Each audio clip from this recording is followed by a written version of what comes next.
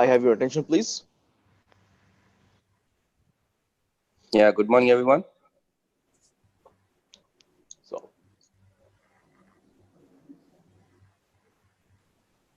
honorable Toastmasters, guests, ladies and gentlemen, Assalamu alaikum and very warm good morning to all of you. I, Chief Sergeant at Arms Toastmaster Falak Sher, welcome you all to today's great Friday morning. Definitely, your presence over here today in the morning is the proof of your commitment and dedication. I would like to begin by stating the mission of Toastmasters.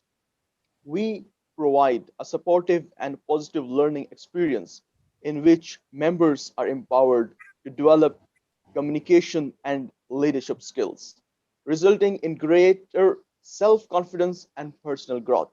Well, ladies and gentlemen, there is a humble request that when any speaker will be speaking, please put your microphones on mute. There shall be no unusual or any movement on the cameras as well. Kindly maintain the silence. So join me in welcoming our moderator for the morning, Area 33 Director, Toastmaster Farida Bai. Thank you very much, Chief Sergeant at Arms Toastmaster Falak. A warm good morning to all the participants out here, especially a warm good morning to our PQD, our CGD, I believe the district director is still not here, our Division A director, Division B director, division directors from Kuwait, area directors from both Bahrain and Kuwait, and all the fellow Toastmasters, and we have some guests as well. So warm good morning goes to all of you. Now, first, let me call this event to order. So I call the Chief Judge and Judges Training event to order. Now, just a few words. I'm not going to take much of time because I want this event to happen as soon as possible. But when I joined Toastmasters in 2015, and there was this contest which was happening just after 2 months, and I had been nominated from my club to be a contestant. So at that time, I wasn't actually sure about what judges do and what are the things which the judges are taking care of. So I just went and I was just a contestant. I just gave the contest and I became second place winner and third place winner for 2 different contests. So I was a bit curious as to know as to what exactly the judges or the chief judge is looking on to a contestant and are marking them. So then I started figuring it out and I went to all experienced senior Toastmasters and I checked with them what exactly are these people checking from a contestant. That is when I came to know about the ballots. And then I realized there was these workshop trainings at that time, like in 2016-15, there wasn't much of marketing of any events which was happening in Toastmasters. I guess recently, like from 2017 or 2018, we started marketing all the workshops, the trainings. So one of the Toastmaster, they told me that, okay, you can just go to this workshop. There is this workshop which is happening for chief judge and judges. And that was really an eye-opener for me as a Toastmaster, that there is so many things which a judge or a chief judge should take care of. Even the contestant, as a contestant part, you have to take care of so many things. And that is the light which happened to me, that workshop. And today, I have got an opportunity to spread that light to you all, to all the members of District 20, the Chief Judge and Judges Training. And I'm very honored, I'm very happy to bring in front of you this workshop. So let me now give the control to the host of this event, and I hope that she will take you through a roller coaster journey. She's a Toastmaster for the past 2 years. She's currently serving as the VP Ed of Timber Talker Toastmasters Club. She's an energetic, enthusiastic Toastmaster. We all have seen her recently, especially in many of the events. So let me give control to our Master of Ceremony, Toastmaster Sana. Toastmaster Sana Dalvi, the floor is all yours. take us through the roller coaster journey. Thank you very much. And over to you, Sana. Thank you so very much, Event Chair, for that wonderful introduction and your few words of wisdom. Good morning, everyone. Good morning. Sunny morning to all of us from the Middle East and to all our other guests from all over the world. A very warm welcome to all of you. We have amongst us dynamic leaders, lots of Toastmasters, and I can see that participant number counter climbing up. Now, here we are, ready to embark on an exciting journey of Chief Judge and Judges training this morning. And it is a route to enhancing our knowledge in this avenue. But before I forget, I'm going to read out the district mission. We build new clubs and support all clubs in achieving excellence. And this is something that I believe each and every one of us believes in it to our core. So before we kick off our workshop, I'm going to call upon our dignitaries from District 20 and ask them to share a few words of wisdom. I'm going to begin with our District 20 Director, DTM Muhammad Salim. Wow, what can I say about him? He is the founder of the Adari Toastmasters Club, a grandmaster, an admired leader, a versatile social work maniac. He's a Gavel Club's promoter as well. And no problem is his tagline for this enthusiastic leader who can fix anything and everything when it comes to Toastmasters. He has been a Toastmaster since 2002. Let's hear it for DTM Muhammad Salim, our District Director for District 20. I believe he is not here, but not a problem. We are going to move on to our next dignitary and my personal favorite, PKD DTM Alifia. She's currently serving as our Program Quality Director for District 20. She has been a member of Toastmasters Club for 8 years. She has served various roles at the club area and the division level. She has also received the Best Division Director Award of the Year, the Best YLP Coordinator for the biggest YLP event that took place. She's a physiotherapist by profession who loves serving her community and her patients with a holistic approach. And trust me, this holistic approach even moves forward towards Toastmasters.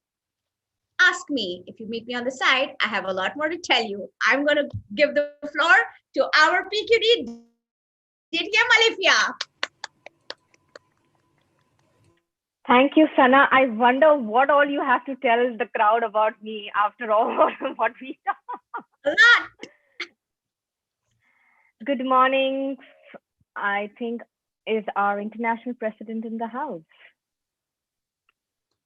No. Okay.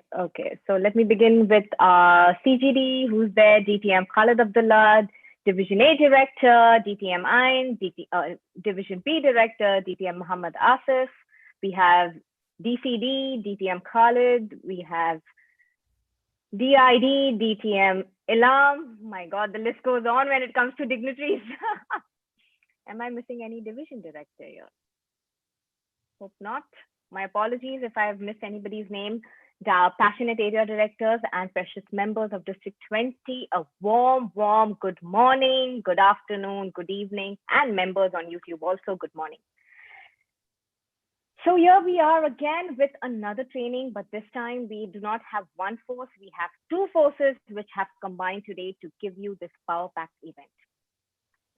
My sincere gratitude to the event chair, the head of education, and the entire organizing team of this particular event who have taken my vision forward in executing this particular event. Chief Judge and Judges training is such an important part of our Toastmasters learning, because with communication, how do we apply these skills? The contest is the best way to judge it. And this is a platform where we are going to learn more about how to do best in contest. It's not that one should prepare just before the contest or 15 days before the contest. The preparation, the understanding starts way, way ahead. So this is an attempt by the district to educate the members to learn more about contests. The other question was that every year we have judges training. Every year we have chief judges training. What difference can we add to this training? So yes, we have done a different initiative. There was a lot of brainstorming. A lot of dignitaries have been got. So you all must have seen the agenda. We have the international president coming in. We have the first accredited speaker of Region 11 of the entire Middle East today. And it's just not a presentation, it's an interactive workshop comprising of 4 experienced panelists. So let's learn from them, understand, and go ahead with this. Back to you, Master of Ceremonies. Thank you so very much for that, DTM Alifia. And now I'm going to call upon our CGD. Now, DTM Khalid is a member of 3 clubs, not 1, not 2, 3. I wonder how he does it. BAPCO Toastmasters Club, he's the president of Bahrain Advanced Toastmasters Club, and he's a member of St. Paul's Toastmasters Club. And his purpose in life is to lead his kids by a good example. Now, trust me, not only is he doing that in his personal life, but he's also doing it outside of his personal life. DTM Khalid Abdullah, let's hear from you. Thank you so much, Master of Ceremonies, Toastmaster Sana Delvi. Let me as well cheat a little bit all around. I don't think the international president yet here, and our DD is not here. So PQD, our ever glamorous PQD, DTM Alifia Lakdawala. Division A Director, DTM Ain Cruz. Division B Director, Brother Ahmed Asif. Division C Director, who is always, people confuse him with me, DTM Khalid Jalal. And Division I Director, DTM Ila Murgu. Just skimming all around just to see that I haven't missed anyone. Of course, we have so many lovely area director, energetic area director. Our division, our DD is here, DTM Muhammad Salim right now.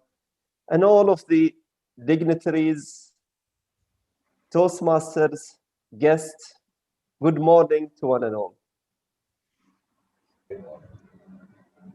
I always miss DTM Maram, of course. DTM Maram, our PRM.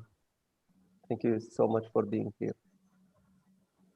Chief Judging Workshop. Let's just remember, because I think during the past term, we forgot how usually this happens on physical meeting. On physical contests, we always see few people that we pretend that we don't know. They get into a room called judging briefing room, and then they come out with files as if we don't know that these are the judges that we have in the contest. And we pretend that we don't know them. They do the judging. And then by the end, of course, of the contest, we always have some complaints of the contestants and so on. But last year, it was totally different. And there is, of course, high possibility that this will continue this term as well. Last year, it was different. Last year, we had the judges come in. We don't know them unless they have a profile photo of them. Of course, that's something that we learned over the period, that we need to tell judges not to put profile photo into their account. And then if their video is off, so we don't know them. But during that areas where we learn things, we came to know even judges. I personally have one of my colleagues who kept his profile naming convention of the DTAC. And whenever he gets into a meeting, his profile name still called whatever the abbreviation of judges were. So we knew that he is a judge. And every time he gets into a meeting, we just laugh at it and we say, okay, here is the DTAC judge just came in. So we are still learning. And this is exactly the platform that we need to all be together just to learn those new tips, new changes in our life, from being physical to now being virtual. And the learning goes on. It's not just for the judges, it's also for the contestants who are coming in. And I see our event chairperson was one of them. Contestants get in, and at the end of the meeting, at the end of the contest, they always complain, well, the judges were not fair. I wish I did not get into that. And that also reflects bad on retention. And that's what me, my role, and all of the colleagues around are here for. We need to retain members. So this is all part of the education. So let's all educate ourselves and let's all be united, one big family of District 20. Let's all go through it happily ever after with a smile, because we would know exactly what we are confronted with. Without taking further ado, thank you so much for all of the organizing committee into taking this Division A and Division B, and ever glamorous, of course, event chair, Toastmaster Farida Bai, for taking this on board. And over to you, Sana. Thank you so very much, CGD DTM Khalid Abdullah. It's always lovely to hear from you and to see you, of course, in event after event. I'm now going to take a step back and go back to introducing our district director, who we all have been waiting for. Now, our district director, as I had mentioned it slightly earlier, is the founder of the Azari Toastmasters Club. And he has a long list of adjectives that we have attached. He's a grandmaster, an admired leader, a versatile social working maniac. He is not only a Gavel Club's promoter, but he has also held various positions at the club area and the division and district levels. No problem is his tagline, and he also can fix anything when it comes to Toastmasters. He has been a Toastmaster since 2002, and that is our very own District 20 Director, DTM Muhammad Salim. Let's all hear it for DTM Muhammad Salim. Thank you very much, Master of Ceremonies. Now, my wife has been, I'm at home and wife has been telling for past 1 week to fix the light, and I haven't done it actually. So I don't know how it came that I can fix anything. So good that she didn't here, she's inside the room. Now, second thing I would like to comment here is that I'm not the founder of Azari Toastmasters. There is only one founder in terms of Toastmasters fraternity, that is Dr. Alcis Medley. He is the founder of Toastmasters. In Toastmasters, we don't use the word founder. Actually, we are a charter member of a club or the mentor or sponsor of a club, and we don't use the word founder actually. So let's not use the word founder of the club, because we have been wrongly mentioned that actually I'm just a charter member of the club. So thank you, Master of Ceremony, Toastmaster Sana. Now let me acknowledge the presence of our Program Quality Director, DTM Alifia Lakdawala, Club Growth Director Khalid Abdullah, who woke up 10 minutes early to me actually. That's the reason they quickly joined here. So I was, my address, I had noticed that it was at 9:15 and I was here at 9:10. So they jumped in promptly. Now, let me acknowledge the presence of our division directors, DTM Ilamurgu, we have DTM Asif, we have Area Director Ronak, we have DTM Ain De La Cruz. Actually, she changed the profile picture. We have DTM Asif here, we have Area Director Roshan, we have Area Director Kim Thomas, we have DTM Amor De La Cruz, we have Toastmaster Farida Bai Tanzir, we have DTM Anil Pachalangia, we have, sorry, I'm taking more time for reading out the names actually. We have Toastmaster Raghu, we have Toastmaster Maram, we have DTM Murli Manohar, okay, we have DTM Parimla Pradeep, we have DTM Fatima Abdu, we have Toastmaster Rosemary, DTM Anil Kumar, DTM Hazim, okay, we have Toastmaster Aisha, we have Toastmaster Raja Manikam, we have, okay, we have Toast Area Director Thomas, we have Toastmaster Seham, we have Toastmaster Ala, we have our Area Director, Division C Director, DTM Khalid Jalal, we have one of the senior most Toastmaster, DTM Muhammad Rizvi, and we have DTM Gayatri Ravindran, we have Toastmaster Emma. Okay, now you might be wondering why I'm reading out all these names actually. Because these are the names year after year, we see them in the contest actually. What I was really expecting here to have more participants apart from judges, because what I around these 93 people, I have seen them, most of them going as judges in most of the contests, at least 60 to 70 percentage of them. And there may be few new judges actually. I always recommend when I do a workshop, I recommend that we need to have more contestants attending judging workshop. See, it's a two side of a coin actually. The contest is not just, the judges part alone. There is a contestants actually. Every time after the contest, we come and complain that judging was not good. As a contestant, we have failed to attend judging workshop. You have not been in the shoes of a judge, and you come there and expect miracles to happen. This is not right thing actually. So in future, actually, what we need to really promote is that if we are going to be a contestant at a club area and division level, you need to attend the judging workshop to know what exactly judges look into, judges' perspective of it actually. And you have no right as contestant to come and complain that judges were sleeping, judges were chatting, judges were on the mobile. I don't accept that fact actually. Unless and until you deliver 100%, you can't blame the judges. Yes, judges get carried away. They do go to the mobiles? Why? Because the contestants don't understand the judging criteria. They come there and they think that okay, they are like those butterflies, come out during the contest and just then finish. They go back to their cocoon. It doesn't happen, but this is the normal case of contestants.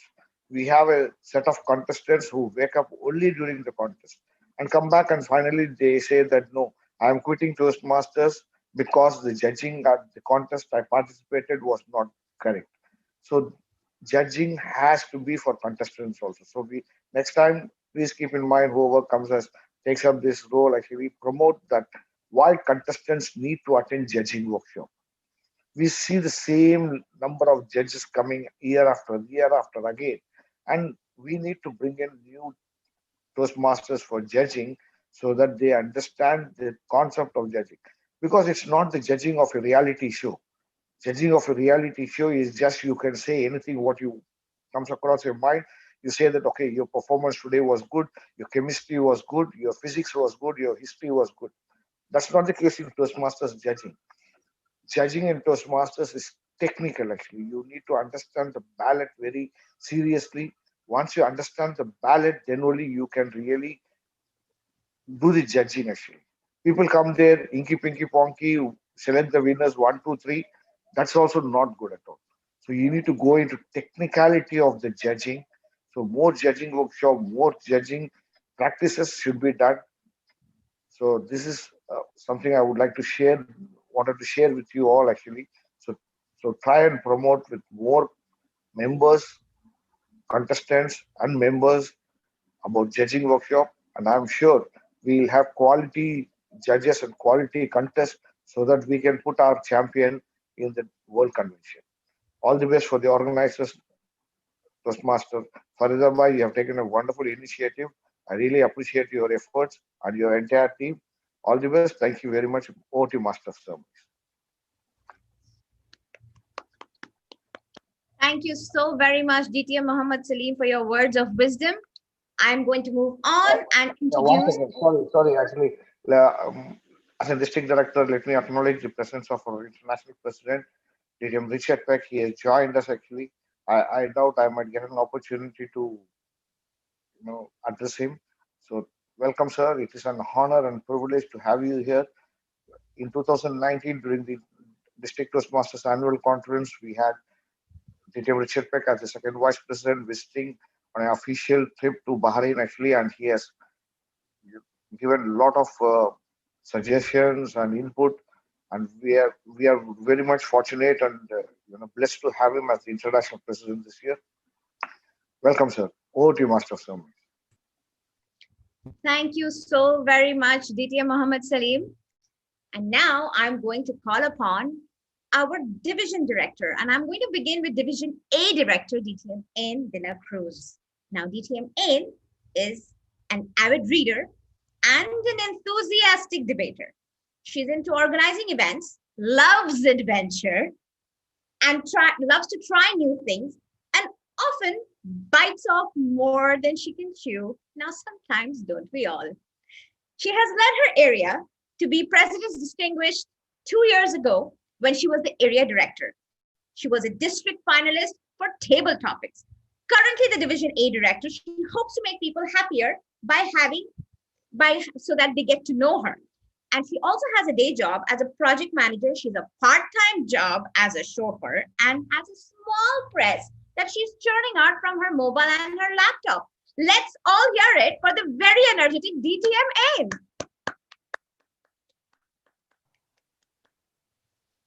International President, DTM Richard Beck,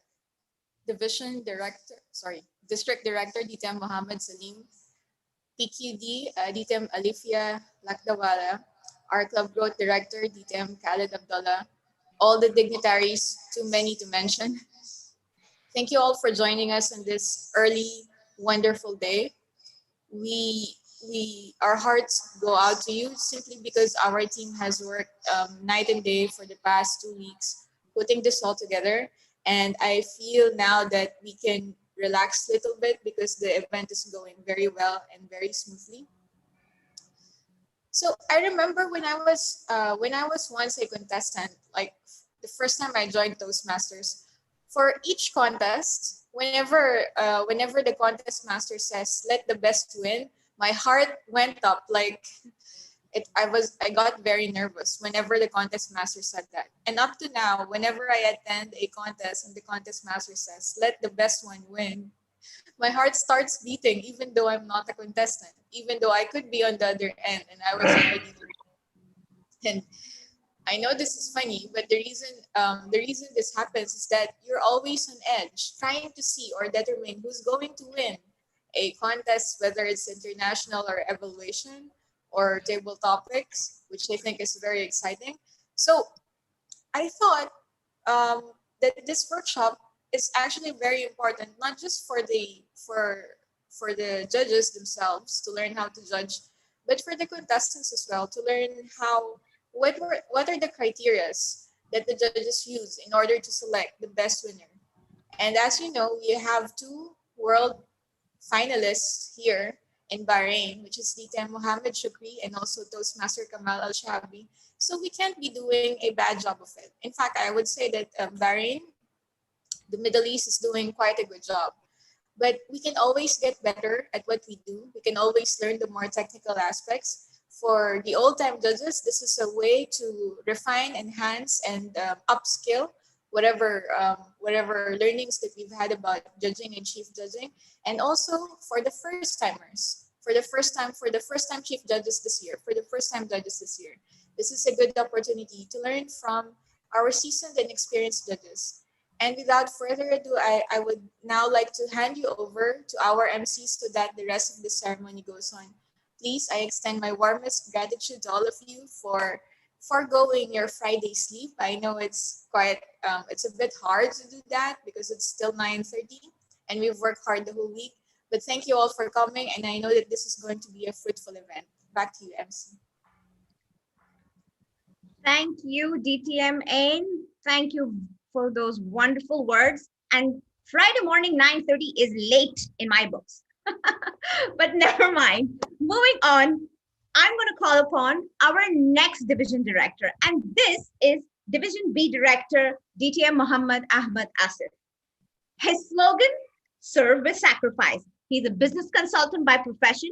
He has been a Toastmaster since 2015. He was the immediate past area director for Area 14. He was a past president of PACT Toastmasters Club, and he's currently serving as the VPE of Bahrain DTM Club, as well as Division B Director. Let's all give a huge round of applause for DTM Muhammad Asif.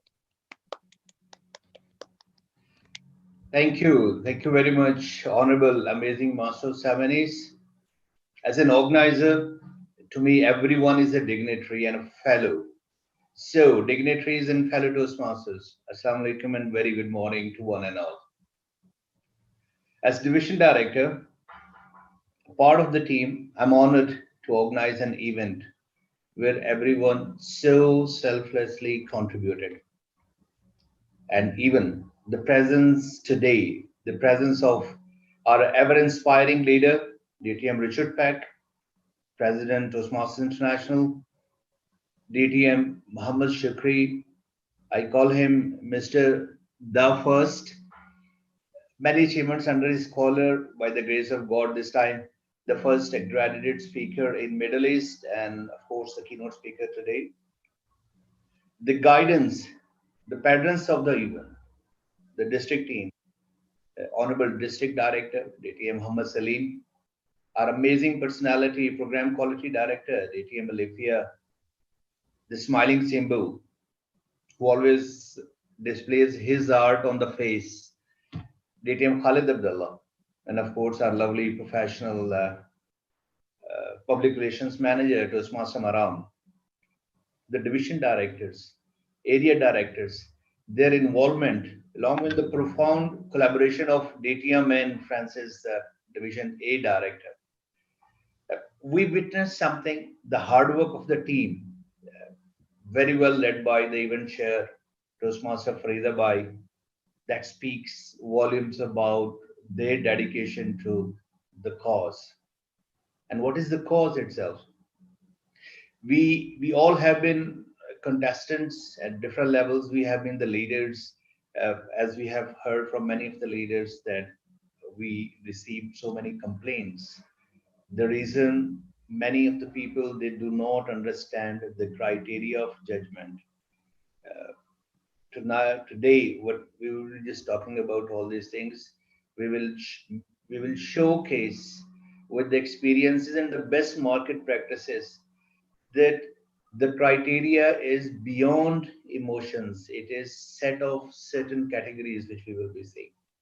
And we will make sure that after this event, we as Toastmasters, in the role of events, as contestants or the judges, we will make sure that our contests will remain enjoyable to each and every one.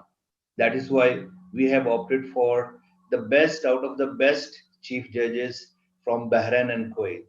I wish the best to the event chair and the team and hope to see the best out of it. Back to you, Masters families. Thank you so very much, DTM Muhammad Asif. Always a pleasure to hear you speak. And now it's time for me to call upon our most awaited and special guest that we have in the house today. And that is our International President, DTM Richard E. Peck. I am pleased to introduce Toastmasters International President-elect Richard E. Peck. For over 30 years, Richard was a senior member of the Network Support Division at AT&T. The Seymour, Connecticut resident has led cross-functional teams to successfully deliver million-dollar high-tech projects. Now, outside of Toastmasters, DTM Richard has served as a club president and lieutenant governor for Kiwanis International, is a member of the Lions Club, and has also worked in various capacities with the Catholic War Veterans. DTM Richard is also a professionally licensed race car driver, and in his limited spare time can be found on the racetrack as either a driver or a spectator. He has been a Toastmaster since 2006, and DTM Richard is a member of the NetMeg Toastmasters Club in Woodbridge, Connecticut, and is also currently part of Park City Toastmasters Club in Stratford, CT. Please help me in welcoming the International President, Distinguished Toastmaster E. Peck. Timer, kindly note here that the timer cards will be flashed at 8 minutes, the green card, the amber card at 9, and the red at 10 minutes. Over to you, DTM. Richard, we'd love to hear from you. Well, thank you, Sana. It's a pleasure to be here.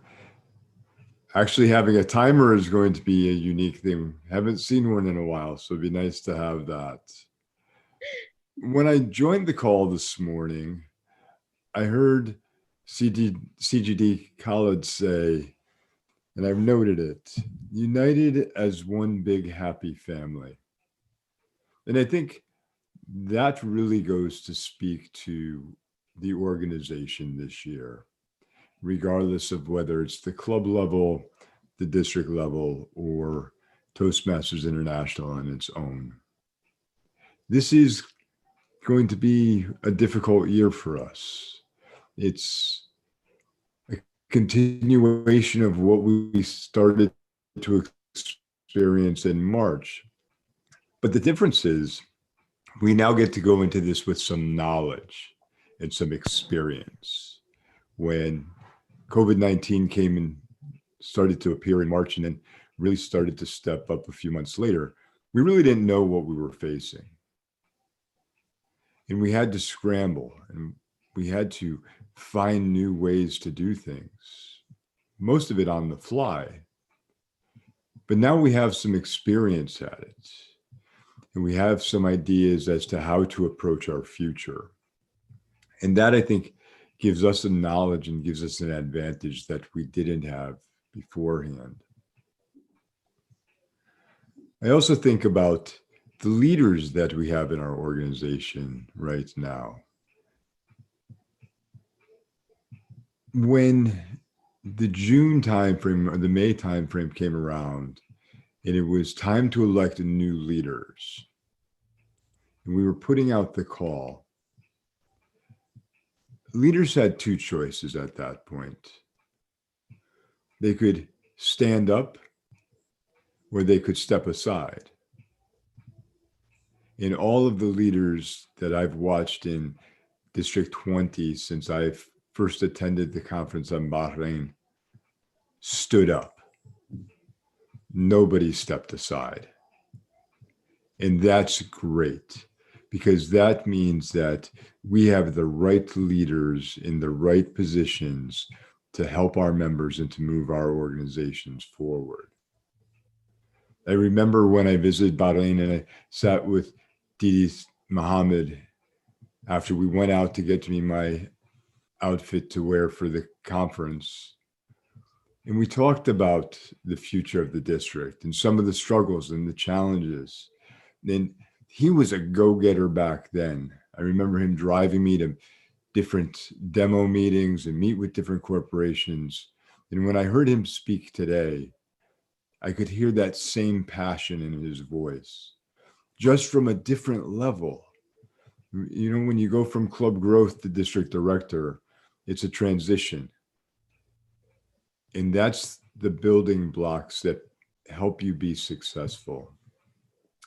And PQD Alifia, when she sent me the message asking me if I'd be willing to speak this morning, and it is very early for me, I said, absolutely, I would love to attend, just to say hi to the friends. I hope all of you looked at the Toastmasters magazine and saw that there was a picture from the Bahrain conference in the magazine. So all of you should take a chance to see that. It was a very proud moment for me.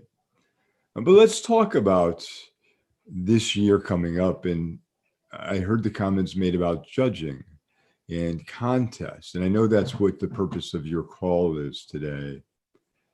And it is different than what we would normally see if we were either on-site, on-prem, in person, so many ways to phrase it nowadays. We're watching speeches through a widescreen TV now, and we're trying to judge them a little bit differently.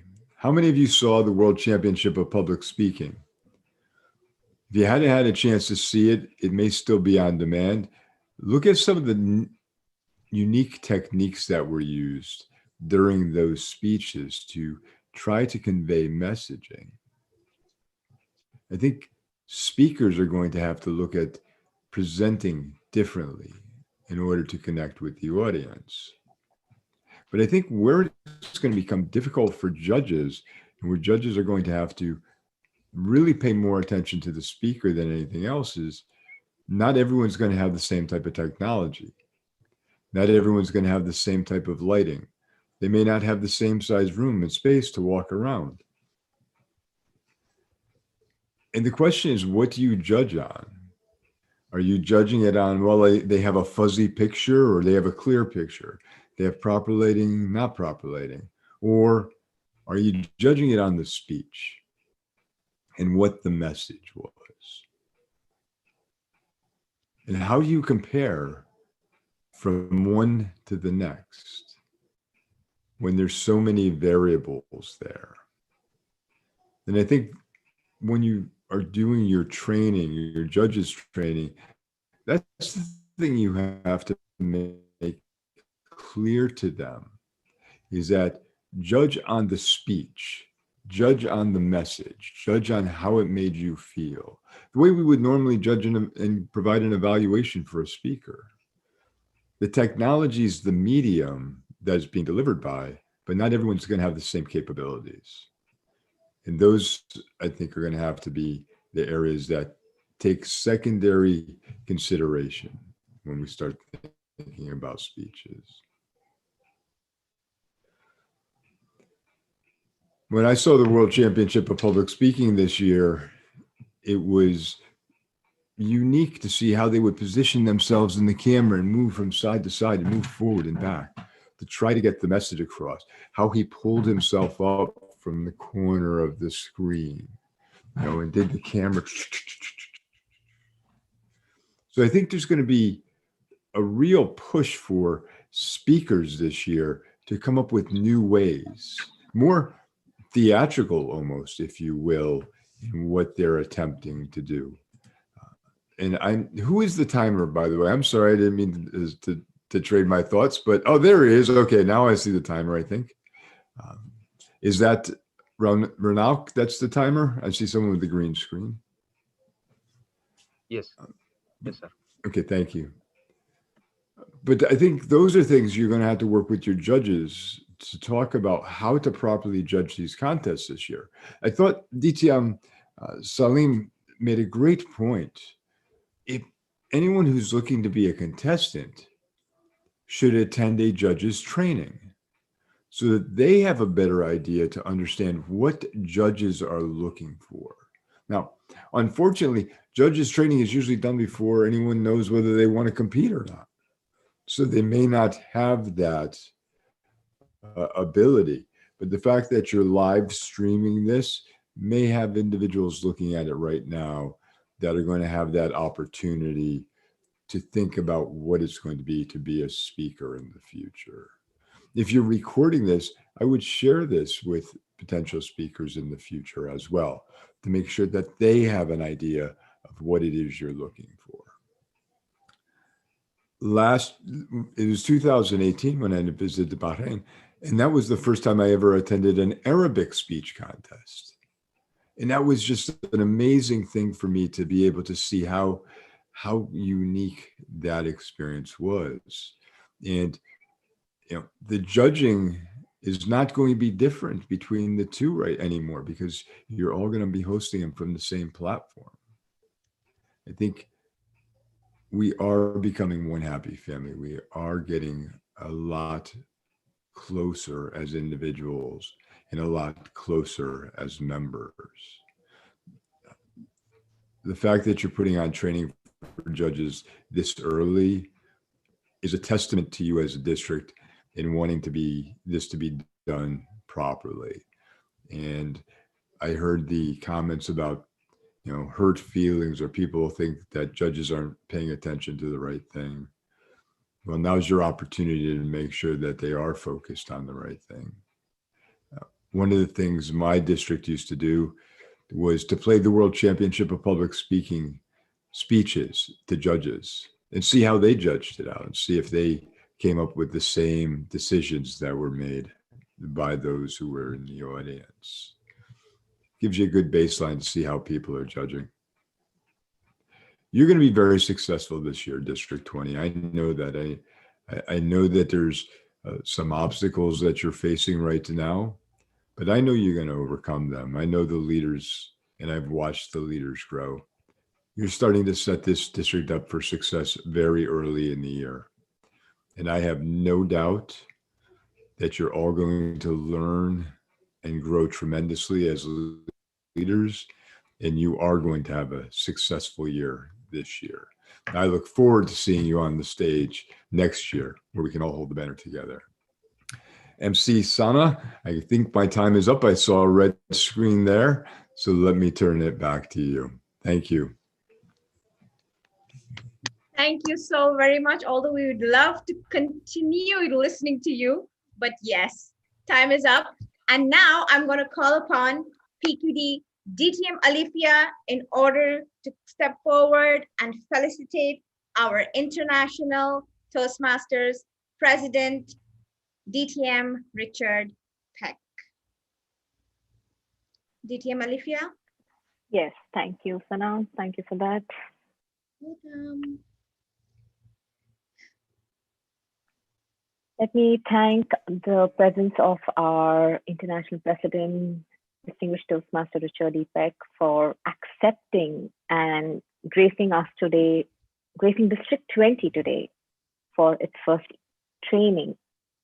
Thank you so much. Your presence is highly, highly appreciated. I know it's an odd hour for you. It's 2:30 a.m. back in Connecticut. And despite of the difference in the timing, you did accept our invitation on a very short notice, and you have graced us. So it's an honor for us. And yes, District 20, hopefully, or inshallah, as we say, will be moving with a great zest and zeal this year. And that's the idea, to put the judges training earlier in the calendar so members learn, understand, because we want quality contests starting right from the club up till the TTAC or the district conference. May I ask the IT head to display a certificate of appreciation for our international president? Thank you, DTM Richard, for gracing us today. Thank you very much. And thank you, Alifia, for the invite. It was truly, truly my pleasure to be able to be here. You were the first district I visited in the Middle East, and yeah, I hold a special place in my heart for you. Yeah, I do. I do remember the mall shopping where we went to buy you the distasha in 2018-19. So good memories of that particular DTAC. Look forward to many more. There have been a lot of comments about that picture in the Toastmasters magazine, seeing me dressed that way. That's nice. Thank you, and thank you for gracing us once again.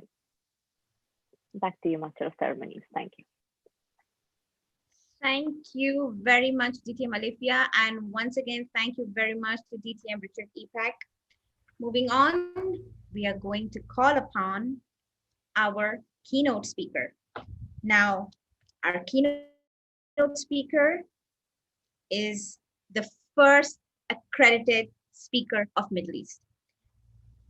DTM Muhammad Ali Shukri, the organizing committee of chief judges and the judges training would like to welcome you. Now, a little bit about DTM Muhammad Ali.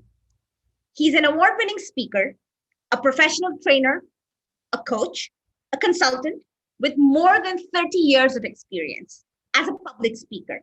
And he was one of the top 10 speakers in the world and in Washington, D.C. during 2006.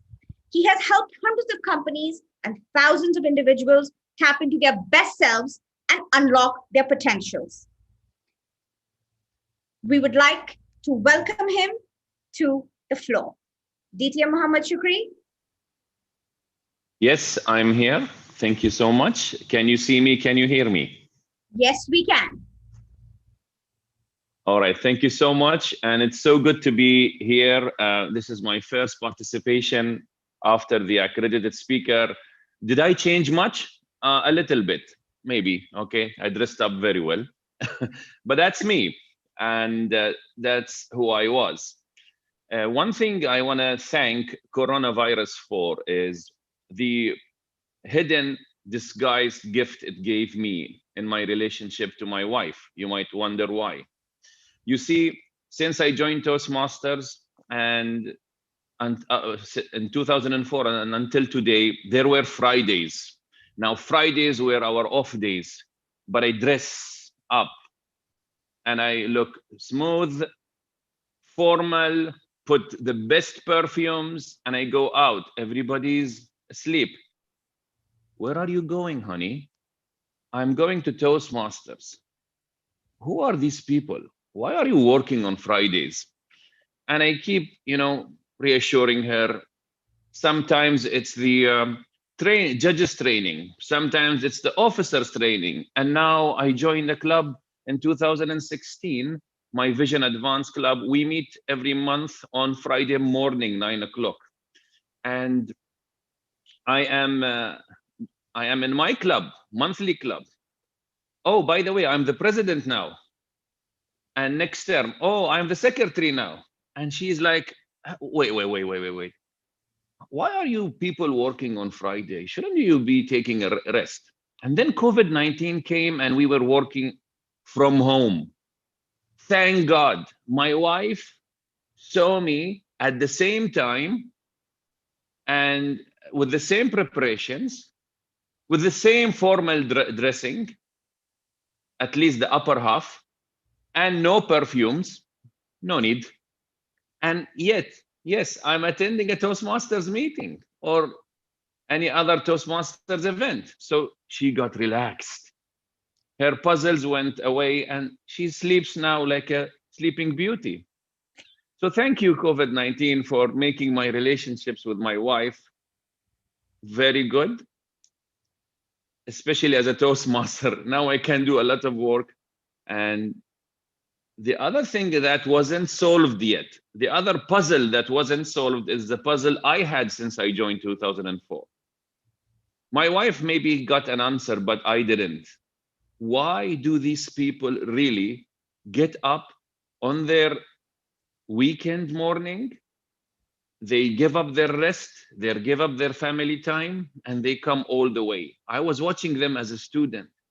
What are we going now to? They said, a contest. This is an area contest. Oh, okay.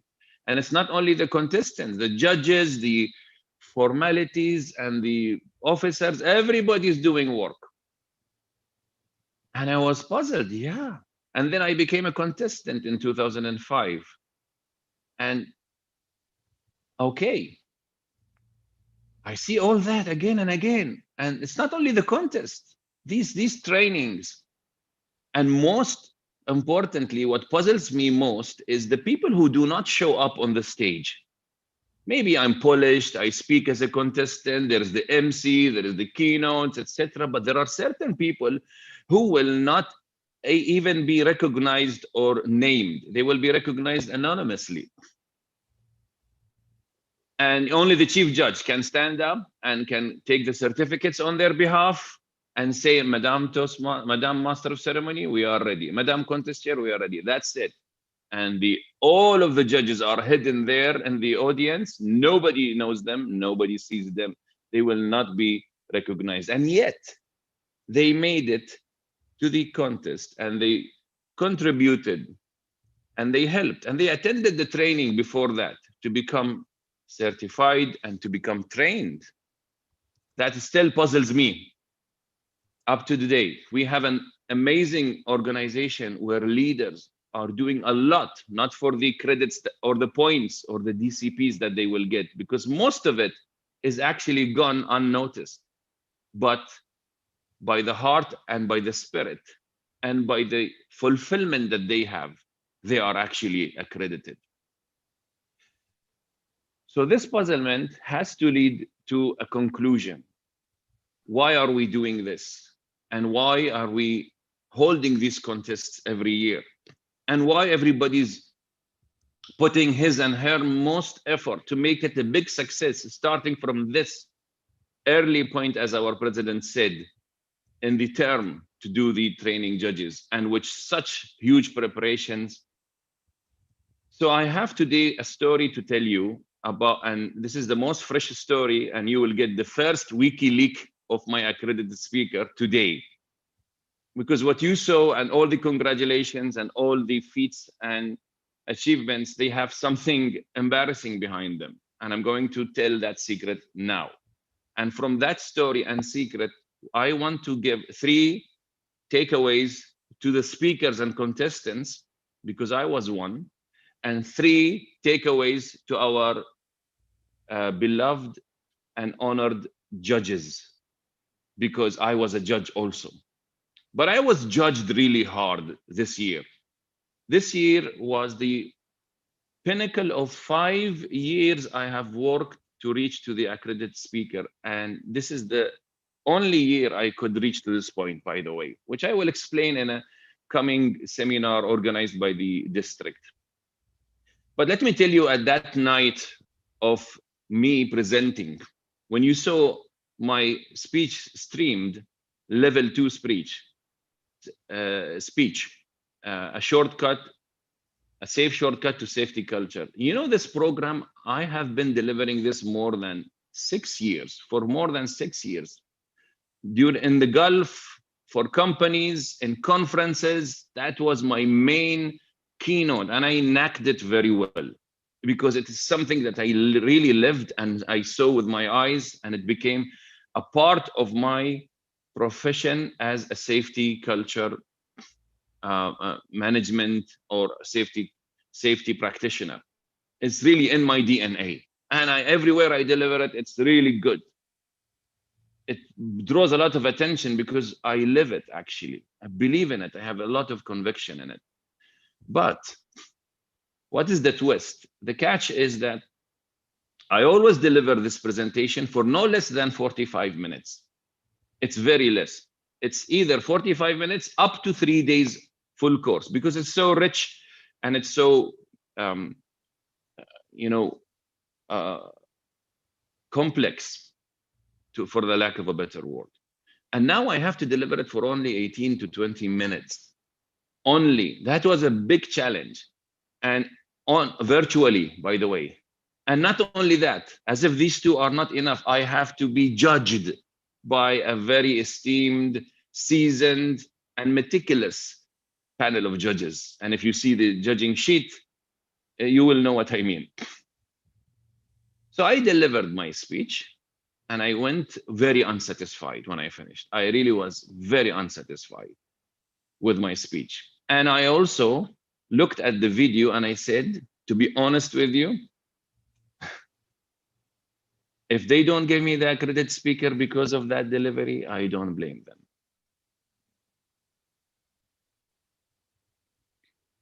So the night of 29th of August was a night of nightmares for me.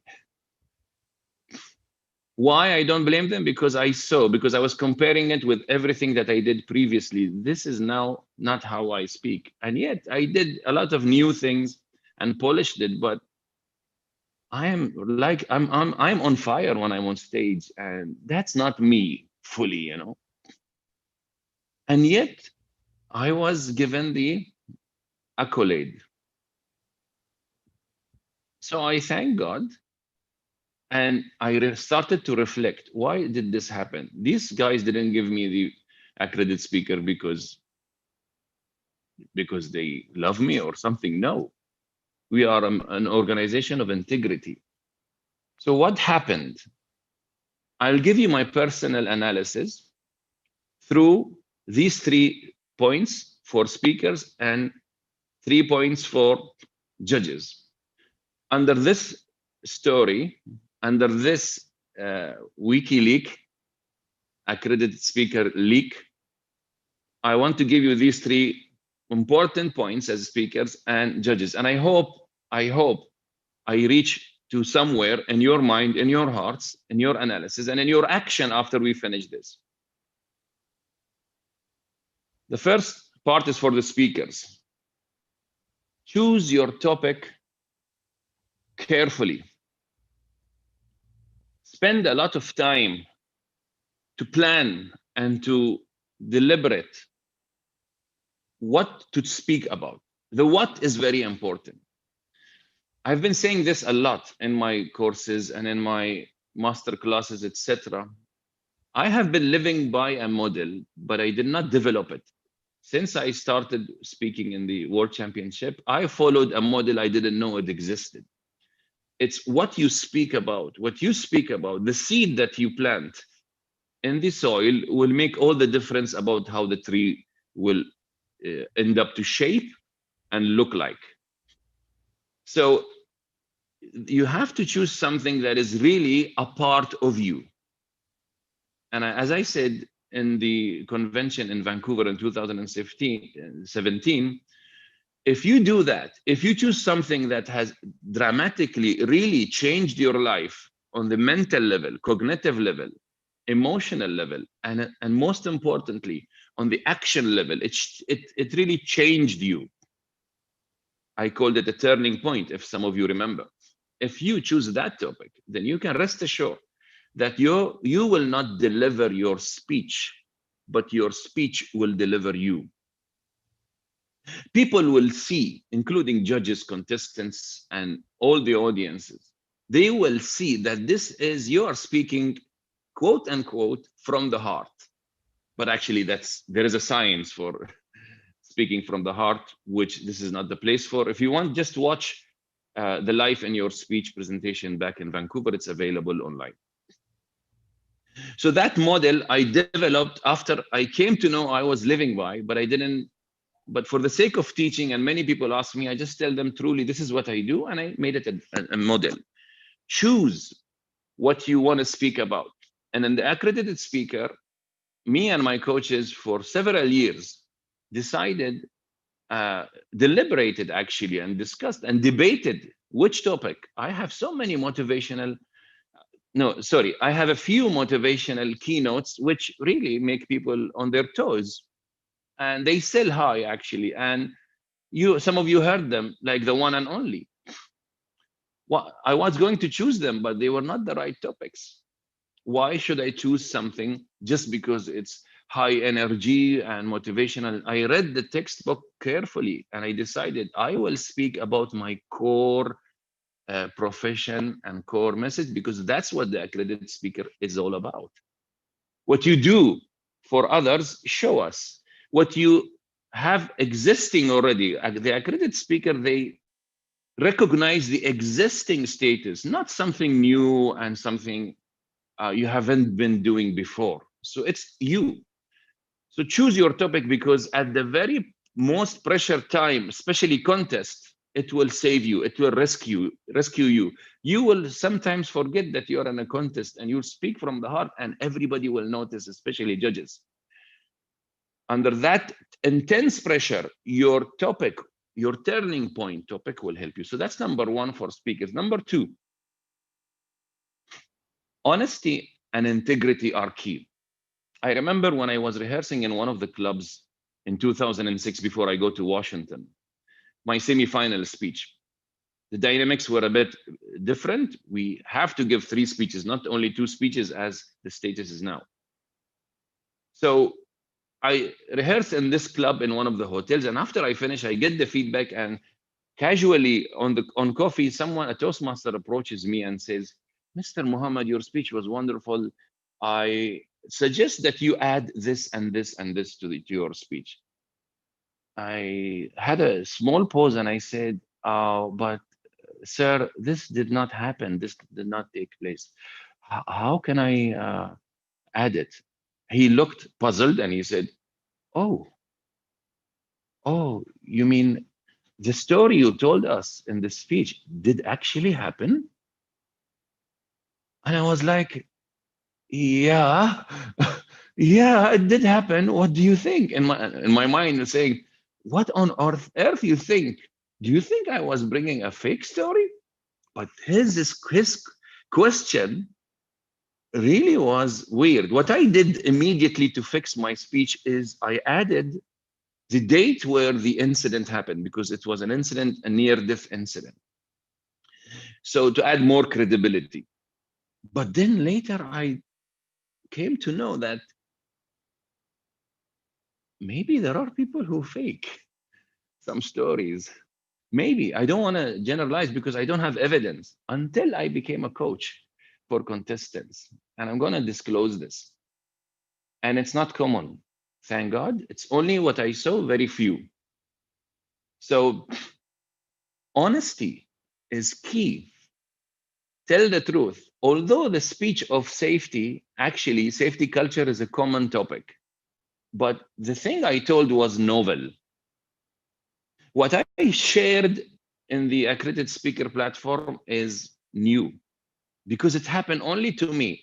So everybody came to know that it's original. Even in my own highly professional bodies and advanced technical safety conferences, when I deliver this, it's always new because I said exactly what happened, And I prove with pictures, as you saw, and numbers. Honesty is key. Whatever happens, do not try to make your speech look like someone else's speech by twisting and tilting the truth. Number 3, for speakers and contestants, trying to fit in. Now, one of the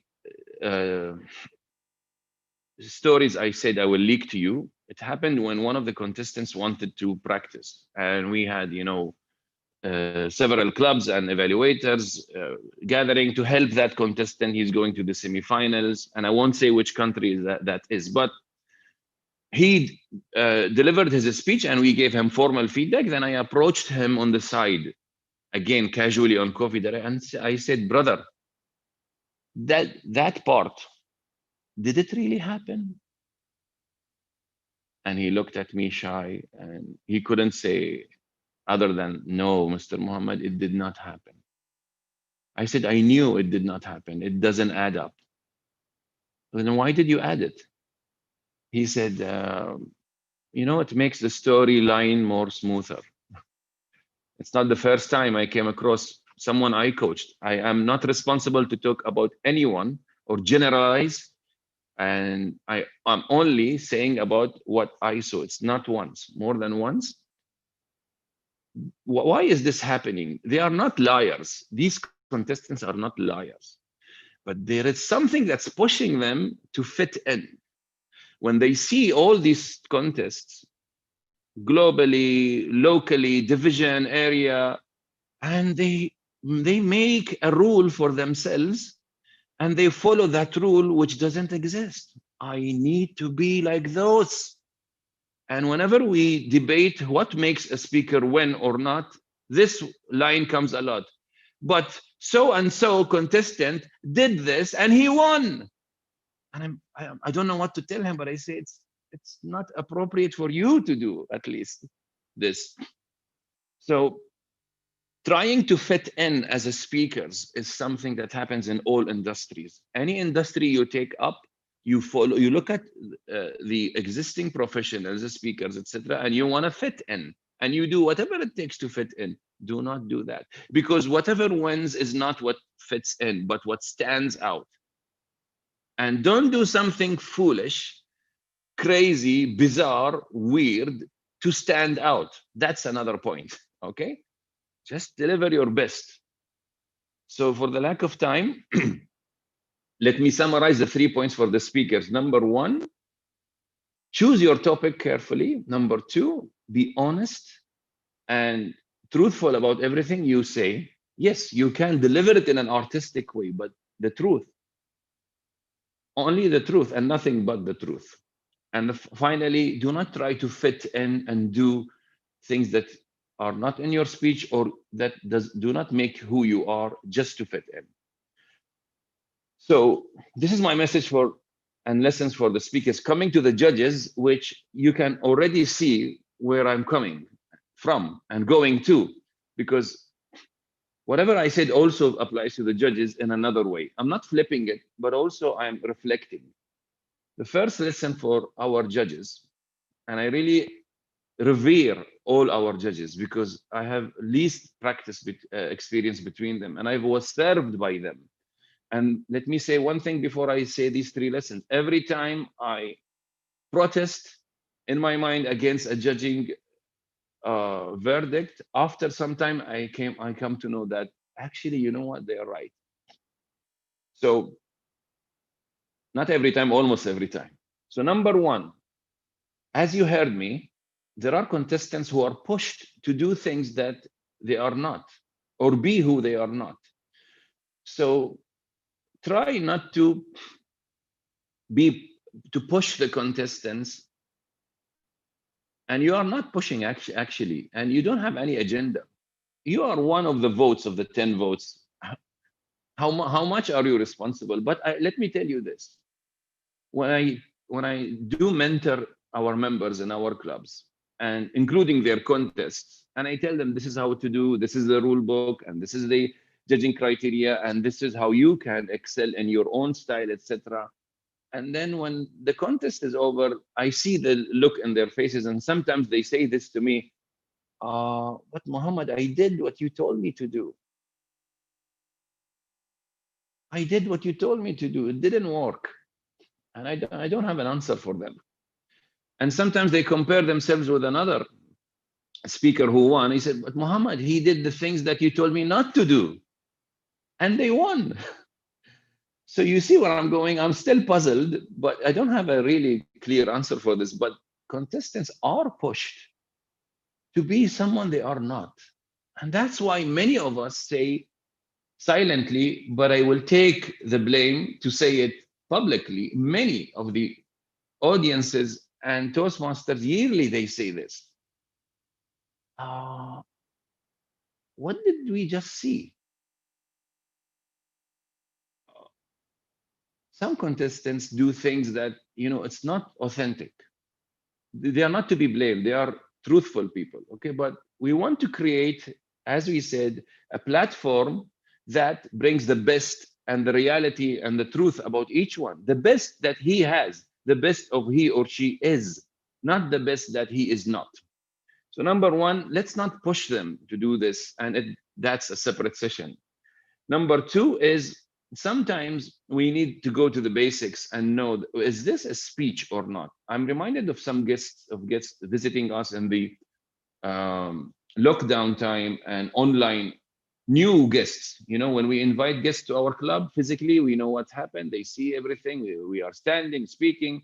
But when they join us as guests in the online Zoom meetings, I'm reminded of one of them who said, after attending 3 meetings, Mr. Muhammad, I wanted to join to learn public speaking, but I don't think I saw public speaking much.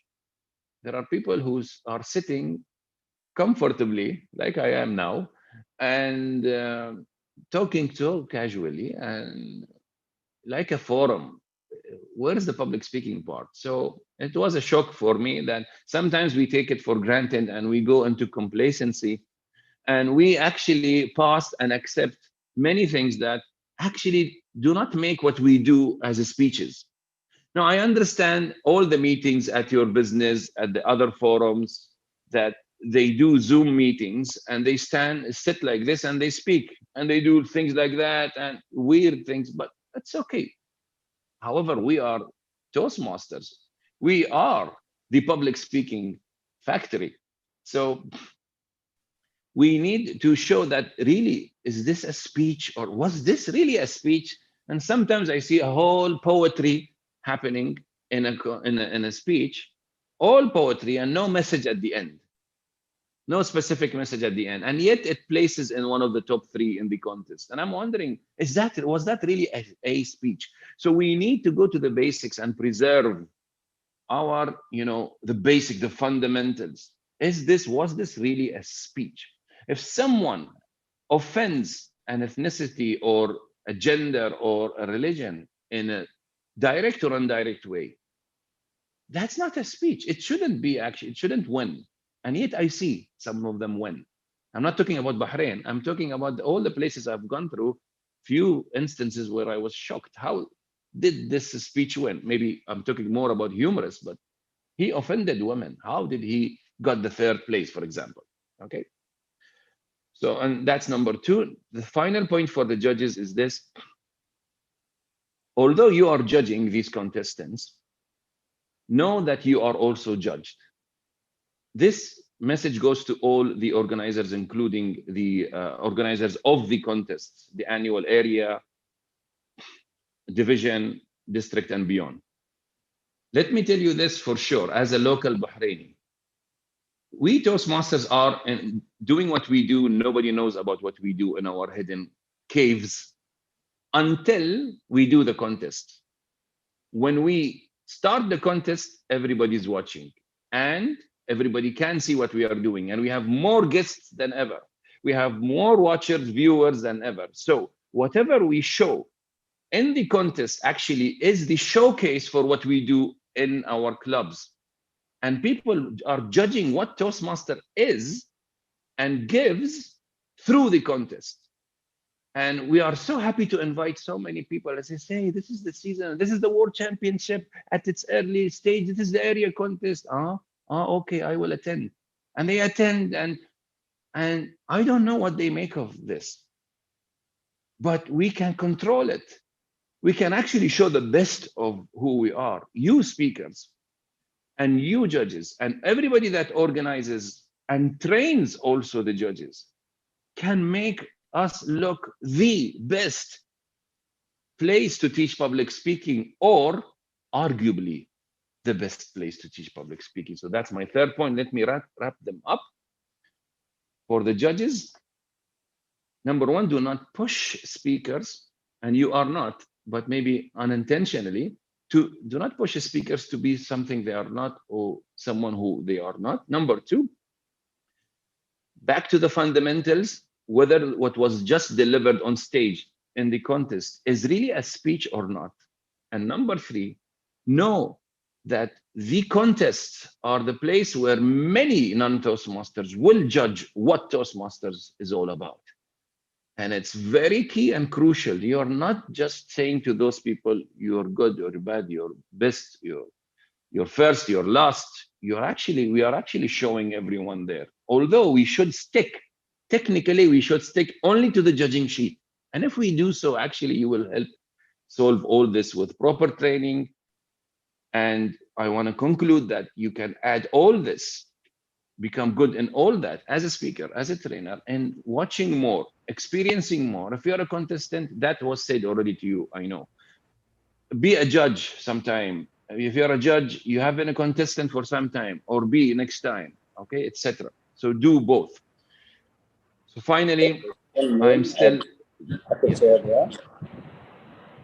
okay, finally, I want to thank everyone for this opportunity, and still you haven't answered my question. What on earth are you doing on Friday morning, serving, dedicating your time and life to helping all those people?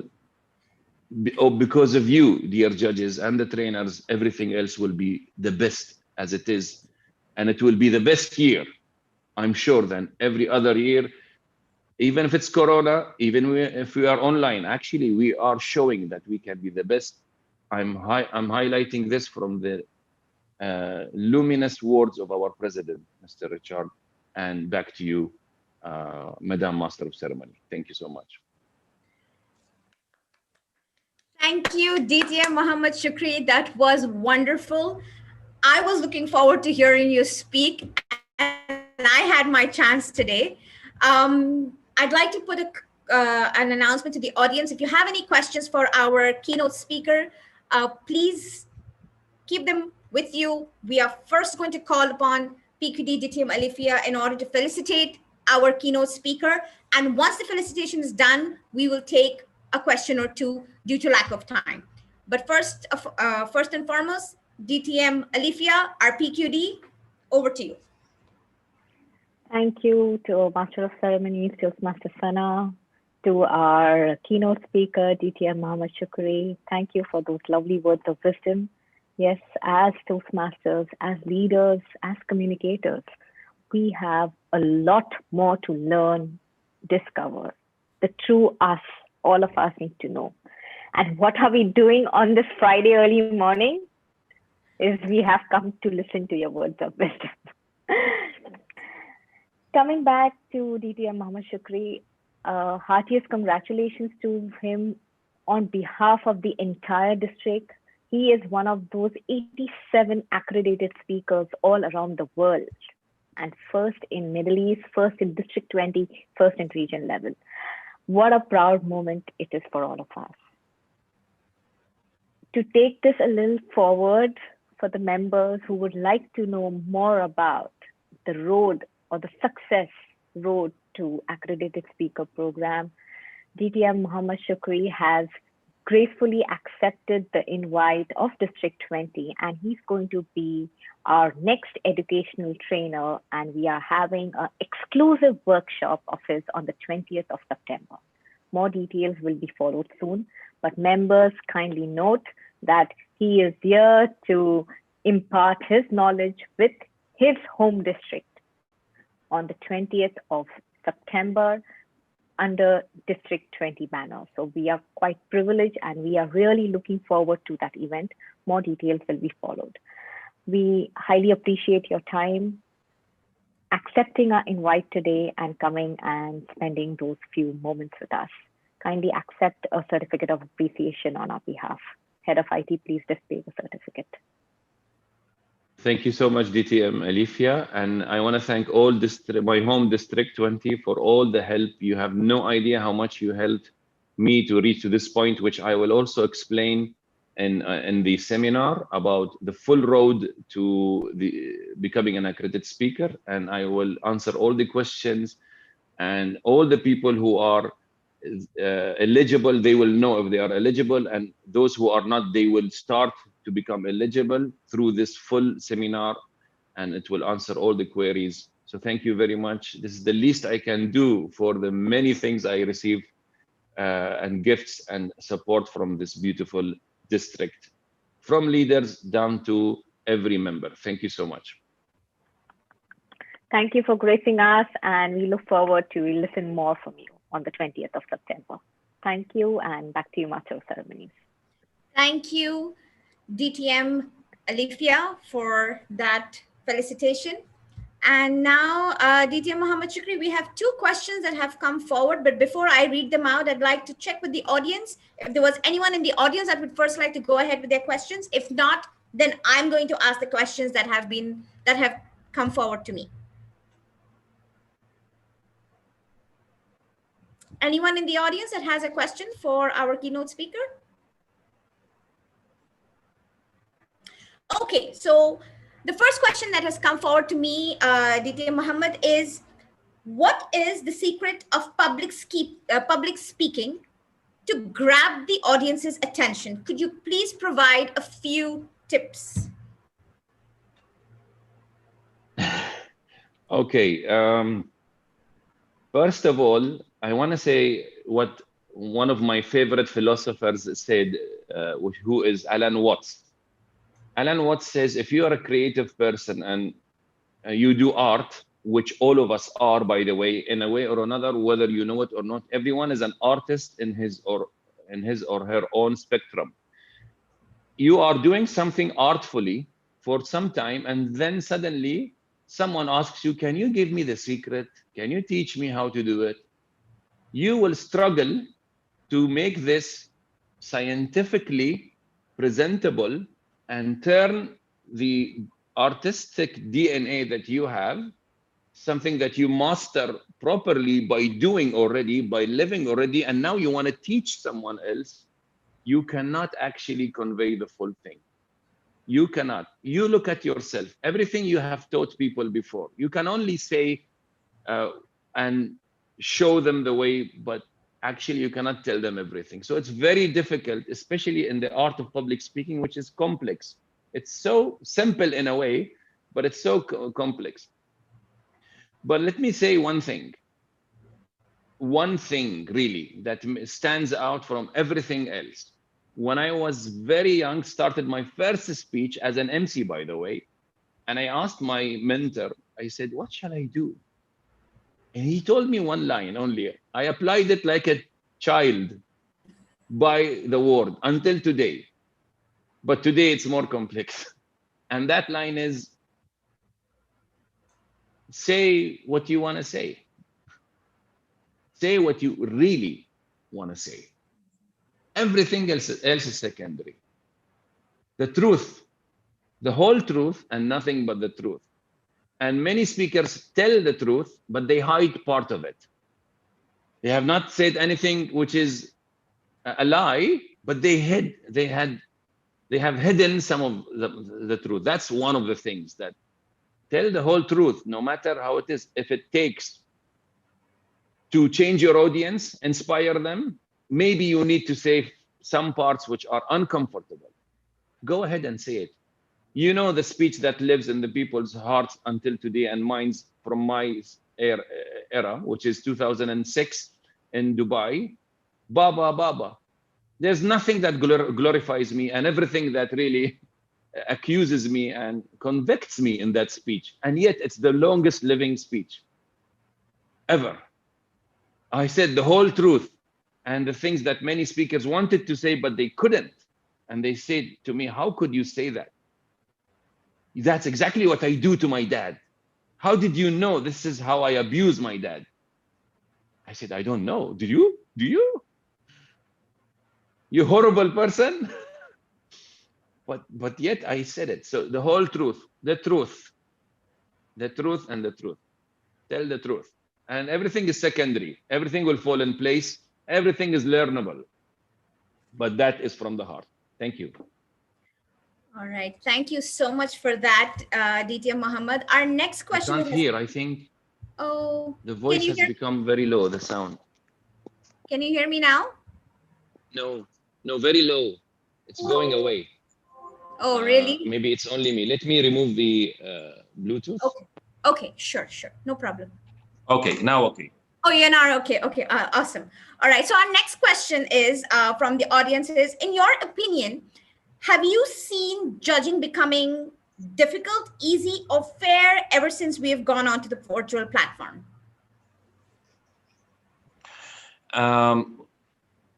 I can say straightforward because of time.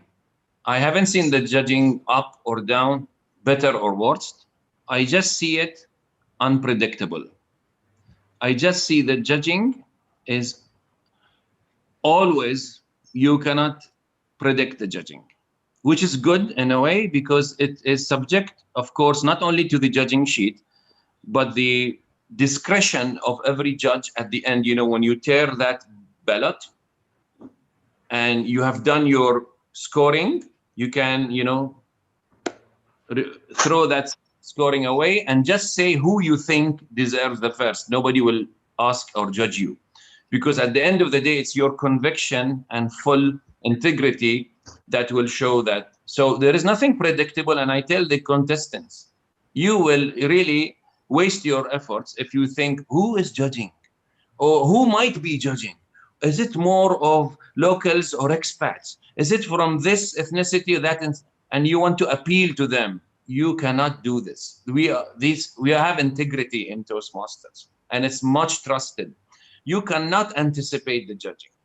So just work on who you are at your best and say, show everyone, exhibit, demonstrate your message and your best part. Nothing is, it's not predictable. Back to you. All right. Thank you so much, DTM Muhammad Shukri. And due to lack of time, we will not be able to take any more further questions.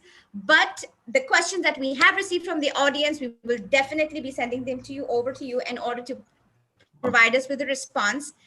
And then we can probably send them over via email. Thank you so much once again. It was wonderful to me to see you, to hear you speak. It was truly awesome. Thank you so very much. Thank you for having me. Thank you for having me. Thank you. Moving on, now comes our main chunk of our event. And the next person that I'm going to call upon is our moderator, DTM Rukhaina Akil. Now, what can I say about our moderator?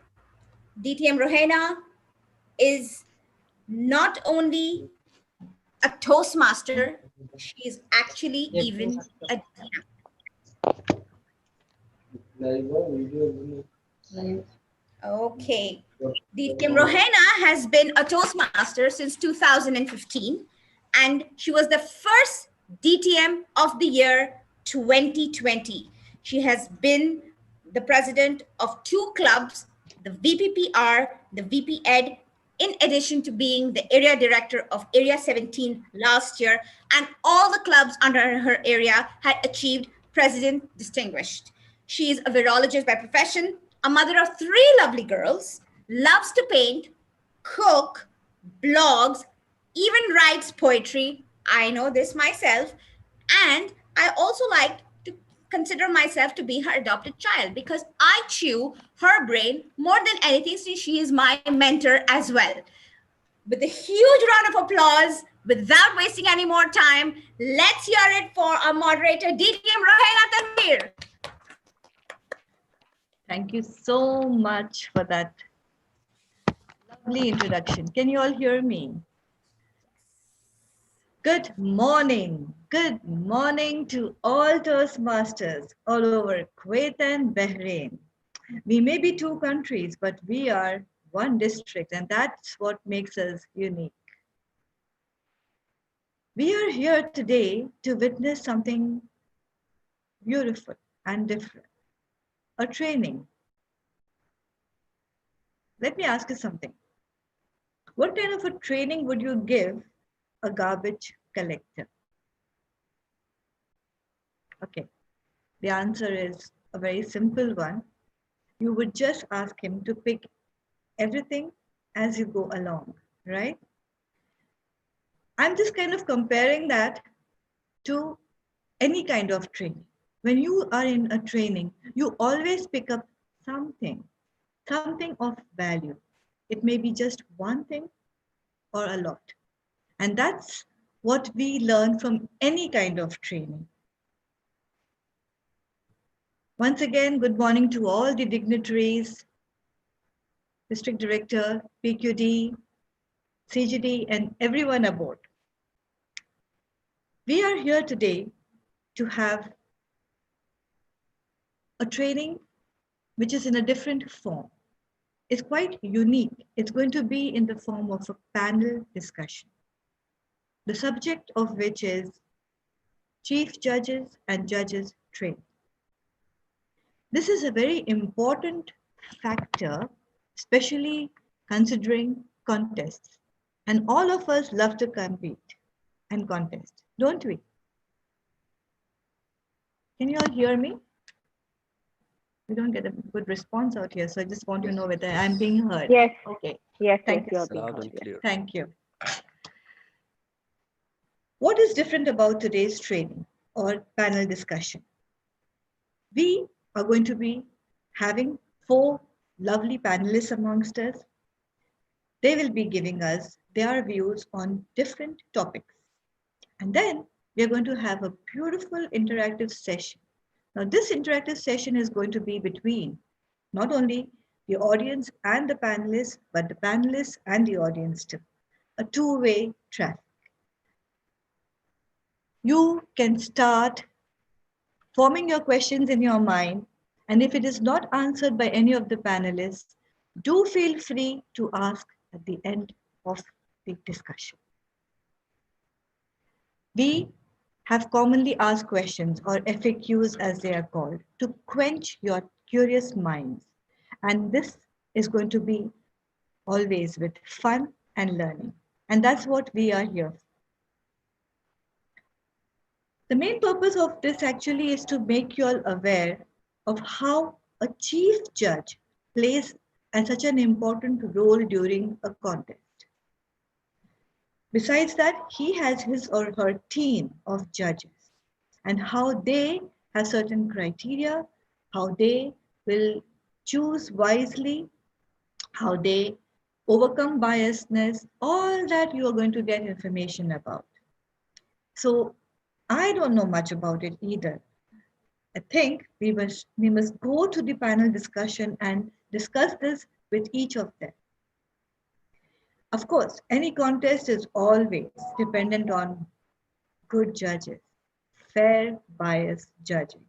And I don't mean the color of the judges, I mean fair judging. So they have to have a smooth sailing show. Without further ado, let us start this awesome, admonishing, admirable panel discussion. Our first panelist, many of you know her, many of you do not know. She's a lady of recognition. Toastmaster Madhavi Tiwari. She has been a Toastmaster since 1997. She's a mother of a lovely daughter. She was the chairperson of District 79 for Education Committee, 2004 to 2005. She has been a chairperson for the Education Committee for DTAC 2008 and again for DTAC 2017. That's another hat trick for her was when she was a chairperson for BTAC 2007. She has presented several educational workshops on chief judging, evaluation, creative writing, and English language skills at the district, division, area, and club levels. She has been a CJ about 70 times and at all levels of speech contests. She has designed, organized, led, and participated in a number of panel discussions. She has been a keynote speaker, mentored many clubs, holds a master's degree in English and in education. She has trained many bankers and other professionals in leadership and management skills. Currently works at the University of Bahrain. She has co-authored 9 books published in the UK. She writes newspaper editorials and poems like me. Oh God, we share something in common. She's a woman of words, and I will invite her to tell us something about chief judging and holding the reins as a chief judge. But before that, I have 2 questions before she starts. Can we have TM Madhavi, Toastmaster Madhavi Tiwari? Please welcome her with a round round of applause. Thank you so much, Madam Moderator. But I didn't want to panic all of you earlier. So I'm facing a lot of technical snags since the beginning of the meeting. But don't worry. If you can hear me at least, please let me know. Can you hear me? Yes, we can hear you. Yes, very Oh, that's clearly. so fantastic. That's so fantastic. So thank you so much, Madam Moderator, for making me feel so good. And Madam Moderator, officials, Toastmasters, guests, good morning and good day, whichever time it is in your part of the world. So first of all, I really do apologize for not being on video at the moment. I'm facing a technical snag since the beginning and the picture is flickering, which is distracting me a lot, but I'm working on it. I'm in touch with the technician and hoping to be on video at least by the Q&A time. After all, I really don't want my special scarf and makeup to go waste altogether. Yeah, I'm so happy to be given this opportunity to talk about a role which I feel is one of the most crucial roles on the Toastmasters speech contest horizon, the role of a chief judge. A lot of Toastmasters, including our keynote speaker today, as he admitted, feel that a chief judge is just a glamorized assignee who gets too much attention only to give that nod to start the contest. In these 5 minutes allotted to me, I'll just about mention some hugely significant aspects of this role. First, a chief judge needs to have updated knowledge of all the relevant rules and procedures. Just to give you an example, for the past about 2 decades, I had known only 2 criteria for protest: originality and eligibility. And I could have been complacent in this knowledge. However, luckily, I have this habit of updating my information each time I perform this role. Lo and behold, I discover that recently a 3rd protest criterion has been added, which is referencing to another contestant's speech.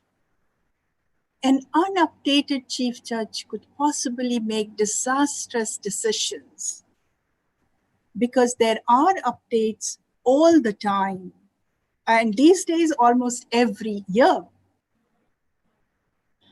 Courage and integrity are other required qualities, since there may be unexpected situations where a chief judge has to discreetly make bold and fair decisions. I'll now remind you of some major duties of a chief judge. The foremost amongst them is the selection of judges. I'm sure we all realize that fairness and competence of the judges, or lack of it, can make or mar a contest result. And that's what even our keynote speaker was wondering about all the time, and I don't blame him. We all wonder about all the time. And this is because this process actually of producing results starts with the selection of judges. Hence, I believe that a chief judge should use all the strategies possible to ensure that the judging panel is indeed a trustworthy panel. There are certain personal strategies that a chief judge can follow. Anyone too keen to know about these strategies can contact me privately, and I'll be very happy to share some of the strategies that I use. Another responsibility that I treat as a sacred duty of a chief judge is the pre-contest briefing of judges. Many of us finish the briefing just by saying, "You all are experienced judges, you don't need any briefing." Fellow Toastmasters, I feel nothing can be more outrageous than this. Each one of us needs an often fresh reminder of the judging aspects crucial in giving a worthy result. I personally have a briefing agenda which I distribute to all the judges at the meeting so that no important aspect of the briefing is missed out. Many a time I had to show my courage in being firm with the organizers to be given sufficient time for briefing. Let me now move to handling protests. There is a clear procedure prescribed by the Toastmasters International. Now, once a protest is made following this procedure about originality or referencing to another contestant's speech, the chief judge discreetly calls for a meeting with all the judges. I repeat, the chief judge calls for a meeting with all the judges, then calls the contestant in question to put across his or her explanation, sends the contestant away, has a discussion with all the judges, and finally, all the judges vote for or against the protest. The judges' majority vote decides whether the contestant will be disqualified or not. Let me clarify, in this procedure, no evidence is required as misunderstood by some of us. And it is not the chief judge who decides whether to qualify a protest or not. It is the consensus vote or the majority vote by the judges. The last aspect I wish to draw your attention to is tally counting. Now, this is the segment where there are chances of making mistakes due to ignorance or pressure. I suggest to all the potential chief judges to please maintain your calm, because the organizers may rush you, and then advise the tally counters to complete their work without any hurry. Ensure that they are filling in the correct points in the correct cells, and doubly check the entries and the totaling. After all, you are the chief tally counter too as a chief judge. And this role, by the way, extends to the time results are being announced, lest the contest chair announces the results wrong. It is that time where the timers, tally counters, or the chief judge must immediately correct the announcement. Phew, that's a lot for 5 minutes. I know I haven't covered everything, but at least I've given you a little glimpse into what happens behind the scene because of the chief judge. Hope not only you will make honored and trustworthy chief judges, you will never again whine that chief judges are just a shade of cosmetic. Back to you, Madam Moderator. Thank you so much. That's actually quite an insight on a big job that you have, a big responsibility, and you've given it to us very briefly. Do we have any questions from the audience or somebody who wants to ask something on chief judging? And till we get the questions, I have a question so that we don't waste time and we still have Toastmaster Madhavi answering us. Let me start with the first question. Are you ready, Toastmaster Madhavi? Yes, I'm there. I'm very much there. Okay. This question is about, can a contestant be disqualified if he or she doesn't stick to the allotted speaking area?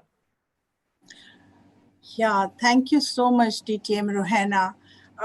This is actually one of the points on my judges briefing agenda, how to segregate rules and the protest criteria.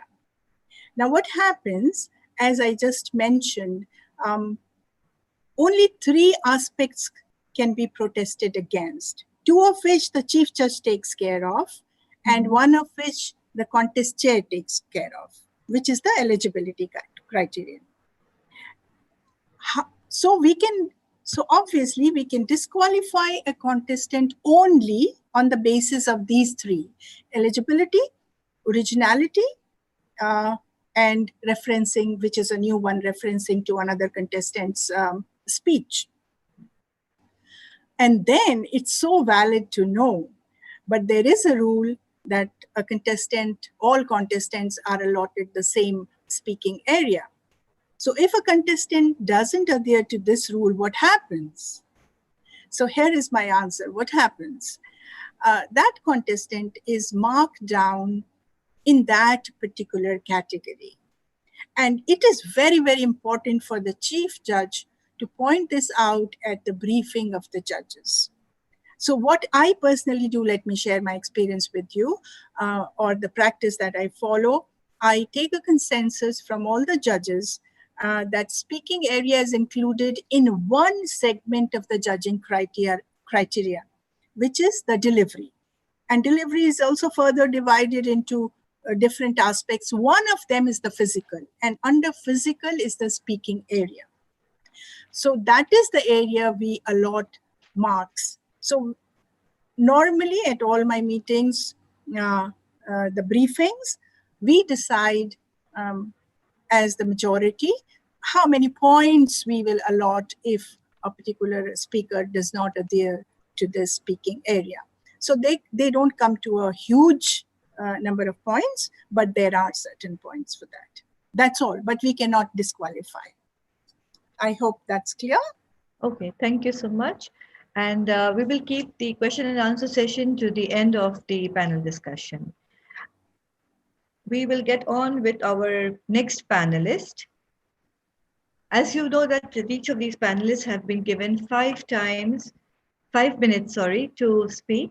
And if you all have any questions, please start noting them down so that you all can ask at the end of the panel discussion. Now, getting an insight on being a good and fair judge is a criteria for any contest, right? But another very important criteria we all need to know, either as a judge, a contestant, or even in the audience as a spectator, is the eligibility criteria. To talk about this, we have another dynamic personality amongst us, who is currently also the contest coordinator, and he is from Bahrain. That's Toastmaster Ahmed Rizvi, DTM Ahmed Rizvi. He has been in Toastmasters for over 23 years. So yes, definitely experience speaks. He has served as the first district secretary of District 79. He has been an area governor, a division governor, and served in all other club leadership roles. He has created many clubs and also established several gavel clubs. Currently, he is the Area 3 Director and President of Allied Bahrain Communicators Toastmasters Club. So, with a loud round of applause, let's invite and welcome DTM Ahmed Rizvi.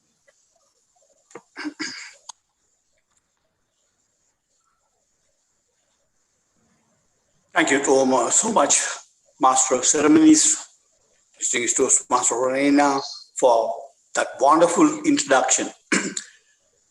Most respected International President, distinguished Toastmaster Richard Peck, all other district officers, division officers, area officers, and the past dignitaries, fellow Toastmasters, and to be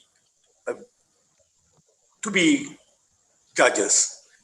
Good morning to you all. I am here just to explain about the eligibility.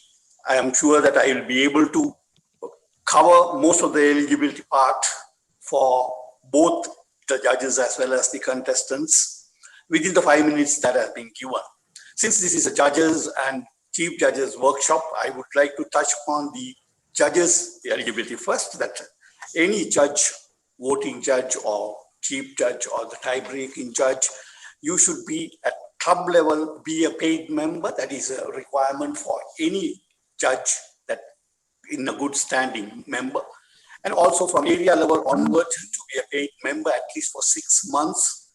And also we will require 6 projects from the Competent Communication Manual completion and level 1 and level 2 of pathways. And here there's a glitch. When I say 6 projects from Competent Communication Manual, it is for the members who have rolled out to pathways. Prior to that, they should have been a member of the Toastmasters International. Those who joined during the period of pathways, after the rollout of pathways, those members are not to be considered as 6 projects completed members. And also for his international speech contest, and there are requirements and semifinals. They should be at least advanced communicator bronze and advanced Toastmaster in the pathways. Should have previously judged area, district, and division semifinals contests to be a judge in the international convention. That doesn't make us eligible at the moment, but anyway, no, you never know. We may get an opportunity. And all contest officials and test speakers must be a paid member. This is for the judges. But coming to the contestants' eligibility, it's a bit of a complex and complicated situation sometimes. But being a good member is the most important part at a club level, and also being dual reinstated members with. They should be current with the Toastmasters International. That means their membership should be current with the Toastmasters International. And also, here is a requirement for the contestant. They should have completed 6 projects from the Competent Communication Manual or level 1 and level 2 of pathways. A charter member, here there is a small concession for charter members who have chartered below 1 year from the clubs that is chartered below 1 year. They can participate even without completing the level 1 or level 2. Because if it is chartered below 1 year, they will never have the opportunity of Competent Communication Manual. They are only pathways. Only members who join Toastmasters prior to the rollout to pathways are eligible to contest in this one. And eligible should be at any level. They should be eligible for the club contest, area contest, division contest, or district contest. Sometimes the payment of Toastmasters dues may change after club contest to somewhere when you contest in the area level in April, so that you from April onwards your membership should be very current to participate in the division or this district contest beyond that.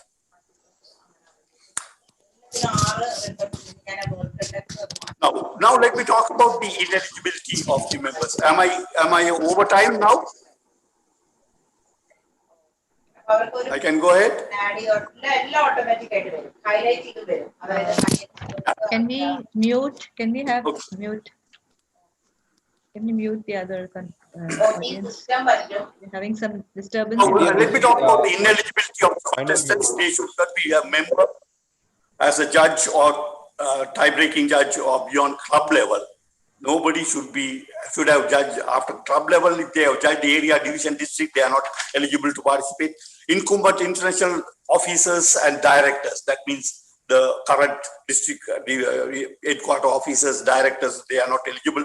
Regional advisors and the regional advisor applicant for the next term also not eligible. District officers are not eligible, that is district director, division directors, program quality director, club growth directors, admin managers, finance managers, public relations managers, and the area directors. International officer and director candidates who are willing to contest for the upcoming term also not eligible. District officers and candidates campaigning for their positions for the upcoming term from July onwards, they are not eligible. Presenters of education modules in any contest are not eligible. Presenters of educational modules and educational workshops. So I can clarify if there is anything more to that in the question and answer session if you have any questions on that. The contest chair, contest Toastmasters, chief judge, event committee chairs for the event they are conducting, area, division, district, and district. The events, any events they are heading, they are not eligible to contest. Contest chair, chief judges, tie-breaking judges, and sergeant at arms test speakers are not eligible to contest in the contest where they are serving in this capacity. Winners of the World Champion of Public Speaking in August will not be eligible to participate in the next term contest. Toastmasters who have been more clubs, there is a confusion here. The Toastmasters who are members of many clubs, they can participate in club level, but they are not eligible to participate in 2 area contests. Only 1 area contest they will be eligible to participate contest. So these are the eligibility criteria according to the current rule book and current contest requirements, which the bylaws and the regulations says in Toastmasters International website. And if there are any other questions that you would like to ask about the eligibility, I will be ever ready to answer in the question and answer session. Over to you, moderator. Thank you so much, DTM Ahmed Rizvi. So now the audience is familiar with eligibility criteria, but I'm sure you must be having certain questions which you need to address. So we'll keep that for the end. Let's move on to our third panelist, who is a quality assurance professional, food safety trainer, an ISO auditor, and nature lover.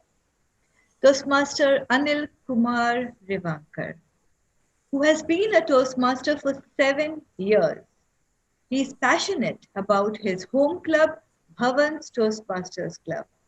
He has been an area director in the past, and his motto is, whatever you do in life, do it with passion. Otherwise, don't do it. He has been a chief judge countless number of times, and now is so much in demand that clubs and areas actually have to book him in advance.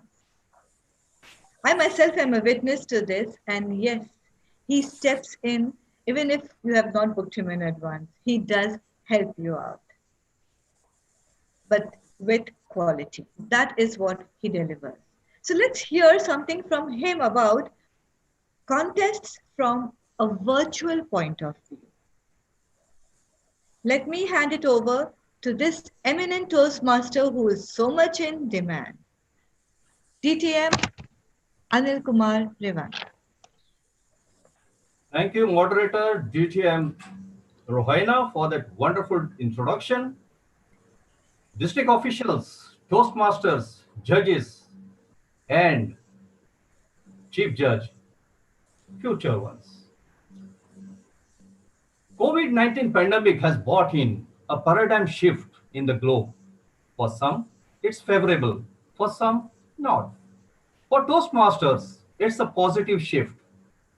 We are compelled to shift from physical to virtual meetings, and it's here to stay, at least for a few months, if not a year.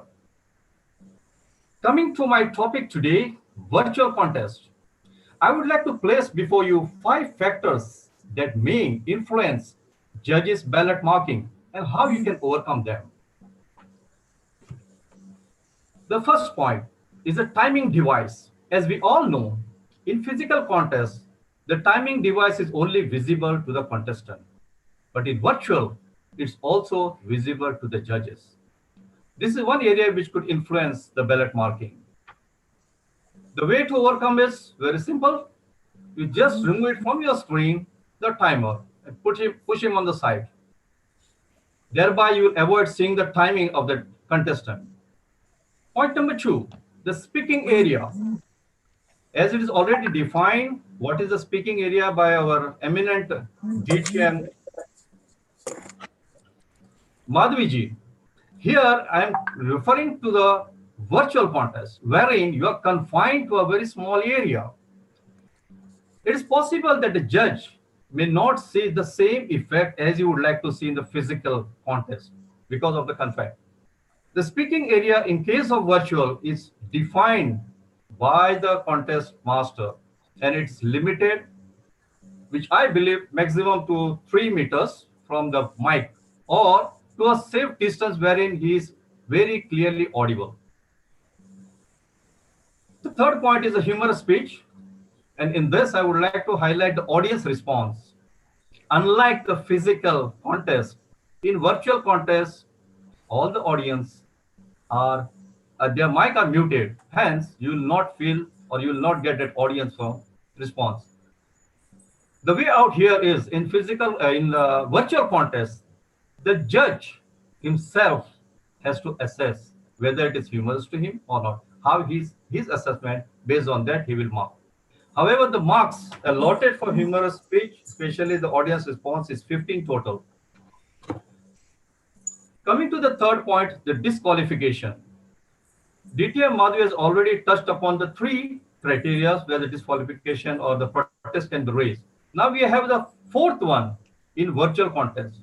That is accidental or intentional. I will not say intentional, accidental. Entry of contestant from the isolation room to the contest room when they are not supposed to enter. However, a smart sergeant at arms will avoid this. But there could be accidents or by mistake, one or any contestant just pressing the button to enter it. So this is one aspect. The 5th one is video and audio quality. And connectivity is the sole responsibility of the contestant. I will say it's also applicable to the judges. In case during the judging of the contest, any particular judge is not able to fully view or judge any contestant, that judge, he or she, must not mark that ballot for that particular contest. Rather, just cross it, mark, and say it's void. These are the 4 areas which I would like to highlight for the virtual contest. Now, there is one beautiful thing in this virtual contest is that the judges, which we always call secret agents, are really secret, except their boss. The boss may be visible to the audience and contestant, but the secret agents will always remain secret. With this, I conclude my 5 points. Over to the moderator. If you have any questions, do come up with that during the Q&A session. Thank you so much, distinguished Toastmaster Anil Kumar. Well, I'm sure there'll be a lot of questions at the end of this session. I definitely have a lot. Now we move on to our fourth and, well, last but not the least panelist. That's distinguished Toastmaster Gayatri Ravindran for you, who shall give us her perspective from the contestant's point of view. That's actually another very valid one for contests. She's been a Toastmaster since 2016. She's an educator by profession, a Toastmaster by choice. She's a speaker, a debater, and has been a speech contestant in all 4 categories. She has won some, and where she came second and third. And yes, she has also forgotten her speech, that too at the division level. But nothing deters this woman. She's a woman of steel whose strength lies in her fortitude and willpower. Her motto, not if, but when. She believes that a winner doesn't do different things, but does things differently. DTM Gayatri Ravindran, since you have participated on the real stage and that too in real time at all levels and in all 4 categories, can you share with us what you prepared, how you prepared, keeping the criteria in mind? Let's move on to distinguished Toastmaster Gayatri Ravindran. Thank you so much, moderator. Thank you for your kind words. Absolutely, I have been a contestant in all 4 contests, all 4 segments. I've won some, I've lost, I've come second and third. The most important thing I have gained in all of this is the experience, friends, feedback, and evaluation, never judgment. But that's something that we have to take as contestants. Now, we've all been listening to our other panelists, my eminent panelists, who have been speaking about judging, judgment, as a judge, how things are to be marked, what are the eligibility criteria, etc., etc. Now, from the contestant's point of view, how is judging taken care of if you are a contestant? You need to know what are the criteria. So I'm going to take all 4 ballots of all the 4 segments that we in Toastmasters contest in. First one, of course, would be the international speech, the humorous speech, the table topics, as well as the evaluation. I'd like to present to you, I'd like to share my screen as well and quickly run through.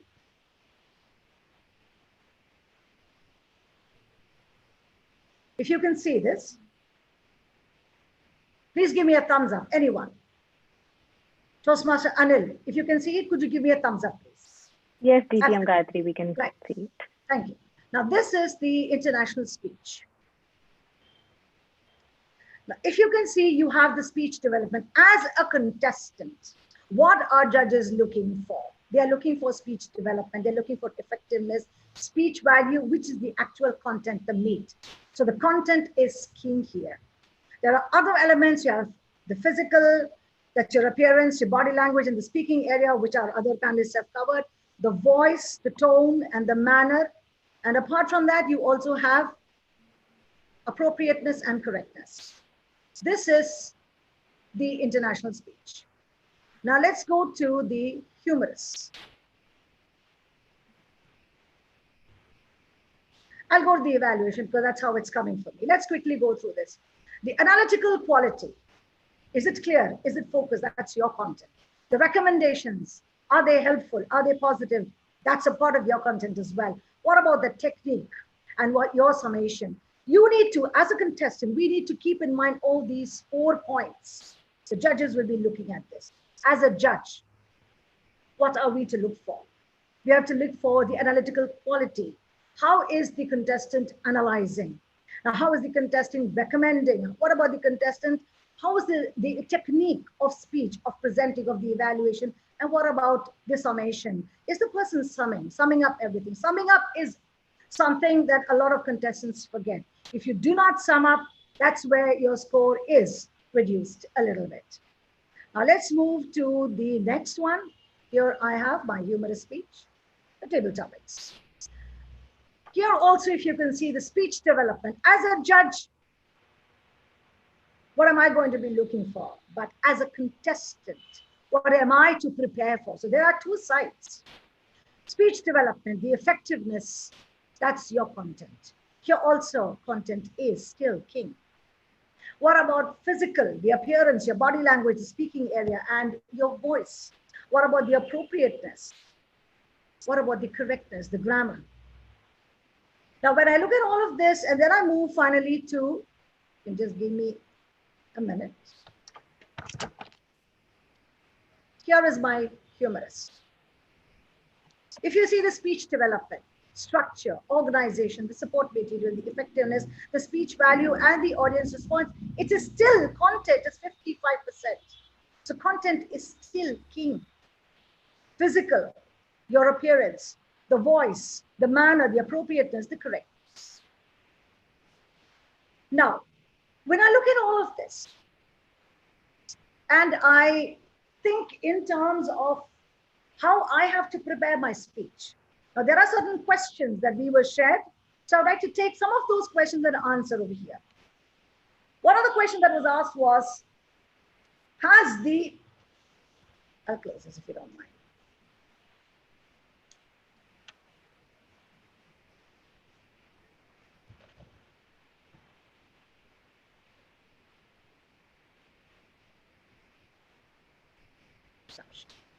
Yes. In an international speech, should it have a message? Of course. Our life is full of experiences. None of us has reached this point without experiencing things. So once the experiences have been channelized, you've gained new knowledge. Now that new knowledge has to be transferred to people. That's the message that we need to give. That's the first thing. Second, in a humorous speech, what about laughter? People laugh. The public laughs. Your friends laugh. Does that make for good content? That's the judge. Judge will keep that in mind. Content is always. Now, when the judge is listening to your speech, the sense of the content will become clear, and that's how the judge should be marking. As a contestant, what should I be doing? I should make sure that the content in my speech is still at the top. Another question that is usually asked, and I have experienced this myself. Judges, are they fair all the time? Because I should have come first, second, or third. I have felt it myself. What about fairness? As a contestant, that's not my job to worry whether the judge is fair or not. As a contestant, my work is to make my speech the best. Everything follows. Over to you, moderator, for the moment. Thank you so much, DTM Gayatri, for that wonderful insight from a contestant's point of view. That brings us to the end of all the panelists telling us about a little bit about everything. Now, I'm sure there are many other questions which are still unanswered. So do we have some questions coming in? I'm still not seeing any. Till I see a question, I could be asking questions. I've got lots here.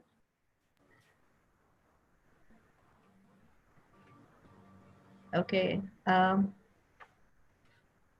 There's a question.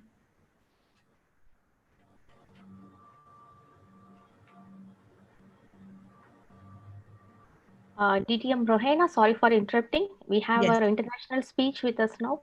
After that, we'll take up the questions. Oh, I see. Okay. Okay, fine. No issues. So we'll move on to the international speech. So do I hand over this back to the MC? No, you and come back. You have to Okay. introduce. Okay. All right, sure. Just give me a second. Okay, so we are going to move on to our next segment. That is, we have amongst us our international speaker. Are you all ready, audience? Can I hear a yay? Okay, I can hear it. I can hear it. I can see him. It's distinguished Toastmaster Kamal Al Shahabi, who is our international speech speaker for the day. He has been a semi-finalist for 2018 at the DTAC, the District 20 International and Humorous Champion for 2018. He has authored 6 books. The latest, Mindset of Great Speakers. He is also a brand story specialist. The title of his speech is The Passion Speech. The Passion Speech by distinguished Toastmaster Kamal Al Shahabi. Can you hear me, guys? Is it okay? Yes, we can hear you. Thank you.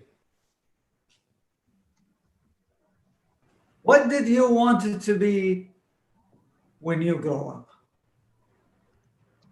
Remember that time when you were a kid and you thought you could do anything? What happened to your passion? Contest chair, my friends. 2002, in college, I chose accounting as a major because that was the trend back then. I graduated on top of the class, went for job hunting, got a job unrelated to my degree, took a car loan, got married, took a mortgage loan, got kids, paid the bills, the circle of life.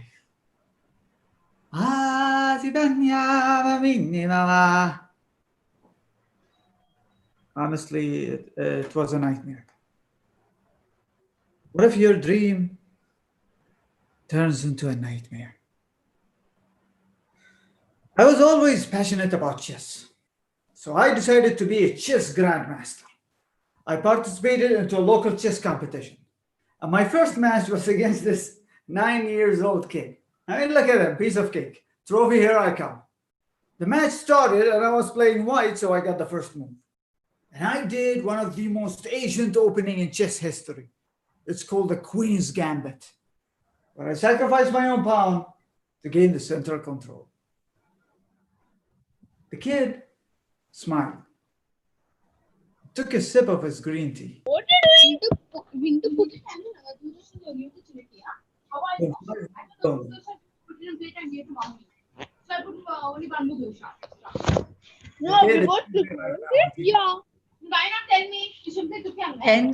Can we I lost. mute the audience?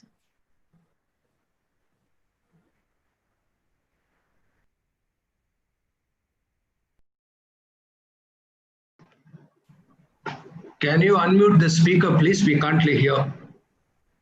DTM Kamal, you are muted.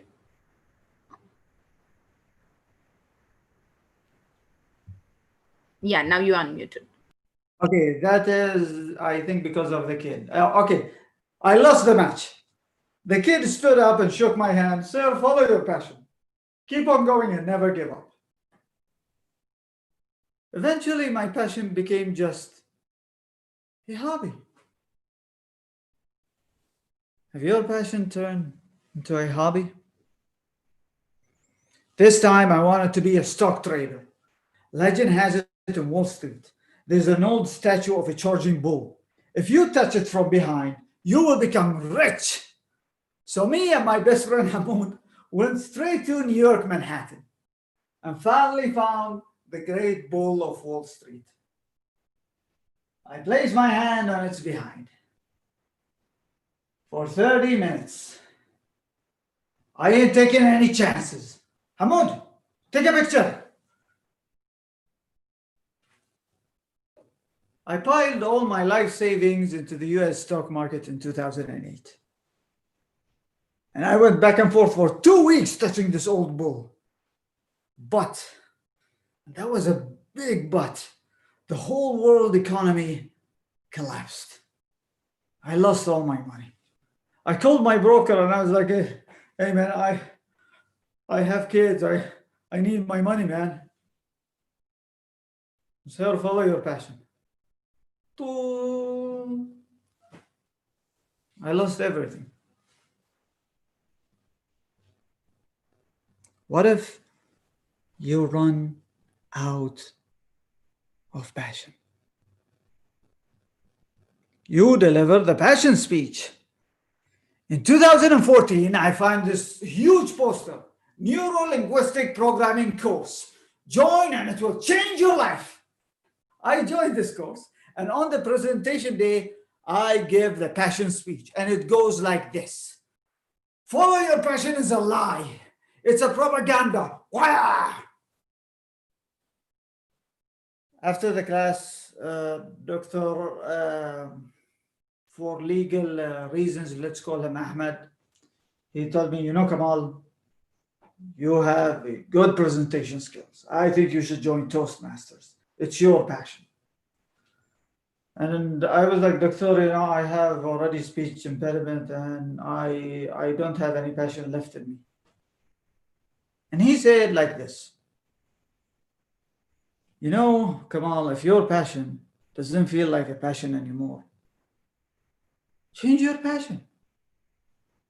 When you speak, you have a passion of 1,000 suns. Go join Toastmaster and you will find your passion. And then he did all this Tony Robbins mumbo jumbo stuff. Ugh. The next week I joined a local Toastmaster club. And the next day I went to Dr. Ahmed. Doctor, I finally find my passion again. You should come in a Toastmaster club. The first day as a guest, I won the best tabletop communicator on my first try, and immediately I joined the club. And he said, see, you found your passion. Now go ride your passion. And when you hit a dead end wall, change direction. 2020, today, I want to become a storyteller. Now let's try this, huh? Once upon a time, there was a kid who followed his passion and kept on going. And then followed another passion and kept on going. And then followed another passion and kept on going. And then followed another passion and kept on going. Today, the passion speech has a new ending. And it goes like this. Your passion can change your life, but also your life can change your passion. Countess Chair. Thank you so much, DTM Kamal. Passion can change your life. Now, we definitely have something here for you all. We have an evaluator who is going to evaluate Distinguished Toastmaster Kamal. This is Distinguished Toastmaster Roshan Lewis, who has been a member of Karnataka Club Toastmasters, and at present he is the Region 11 Recognition Officer.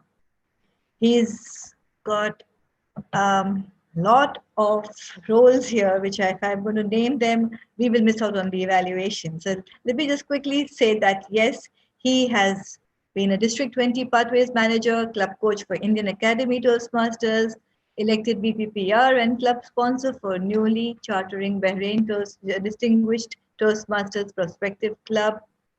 He has served as an Area 16 Annual Contest 2020 Chairman, the BTAC-C 2020 Head of Education for the first virtual division contest. He's a passionate Toastmaster. He believes learning and sharing knowledge is a continuous process, and it's the main essence of any Toastmaster's journey. Ladies and gentlemen, for you all, our evaluator, Distinguished Toastmaster Roshan Lewis.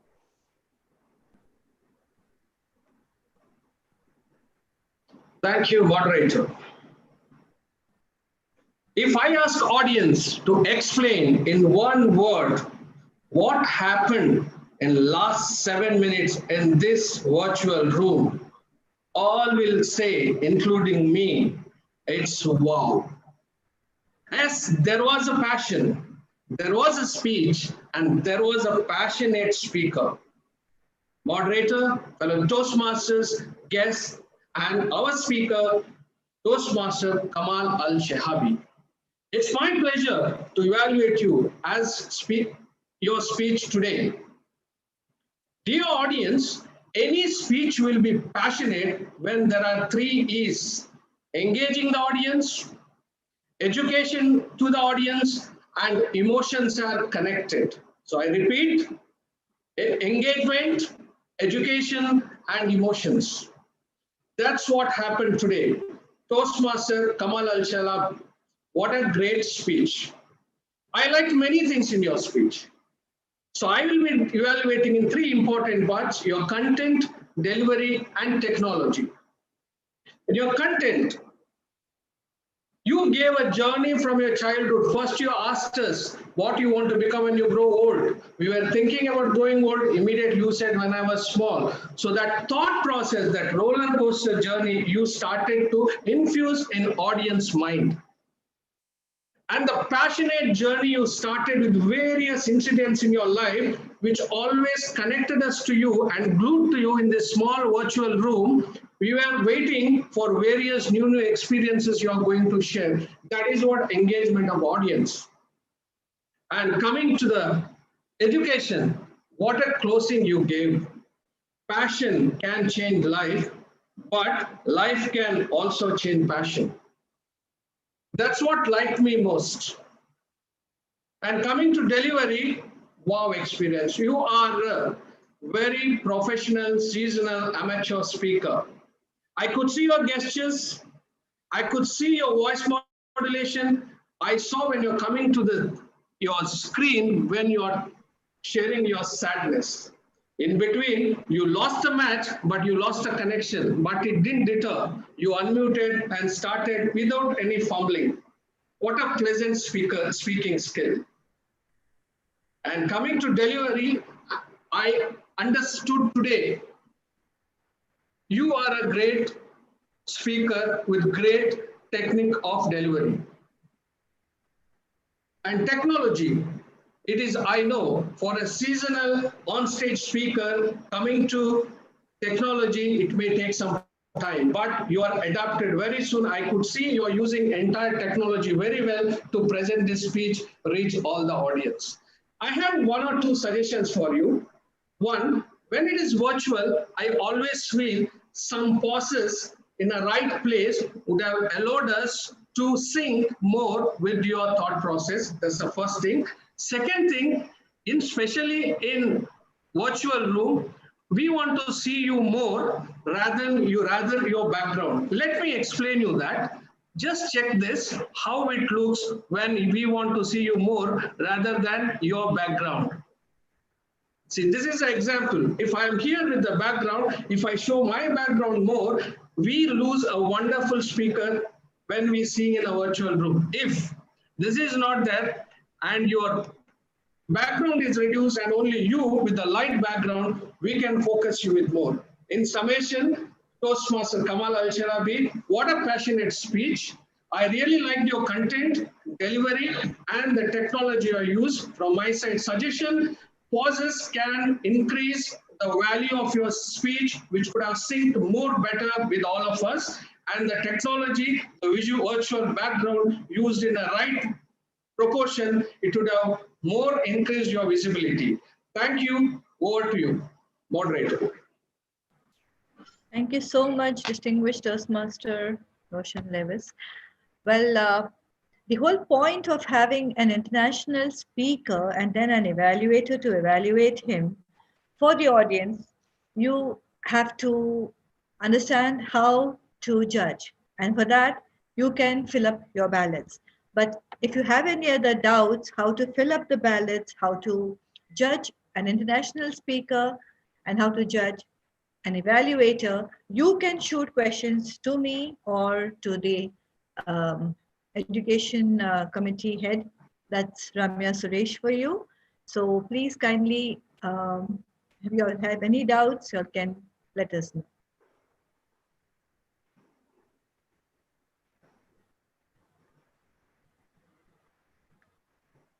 We're moving on to our question and answer session, the most interactive and most interesting part of today's event.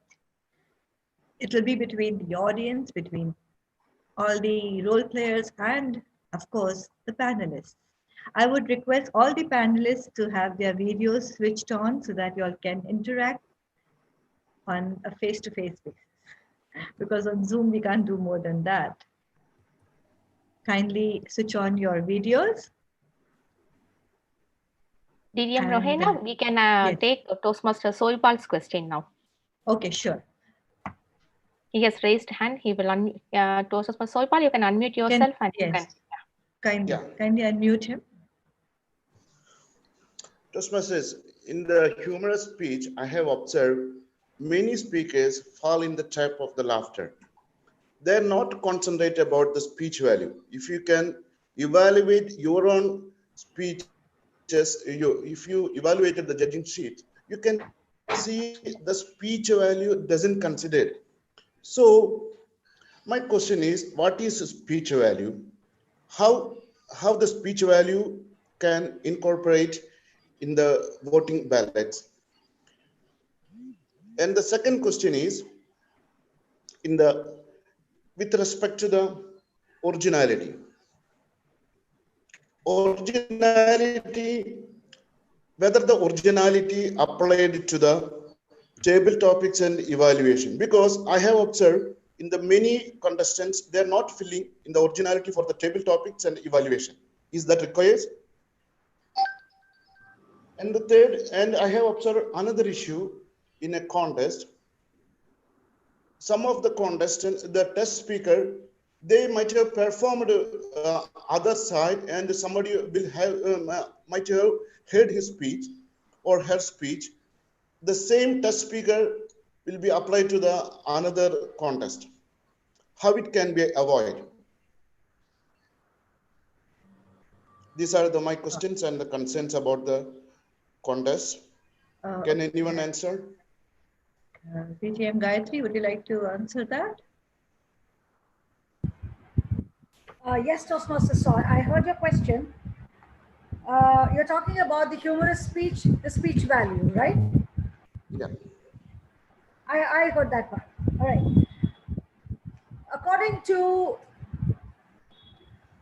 a contestant in a humorous speech, by and large, people think that if the audience laughs, they will get the first, second, or the third place, or they will get some commendations and positive feedback.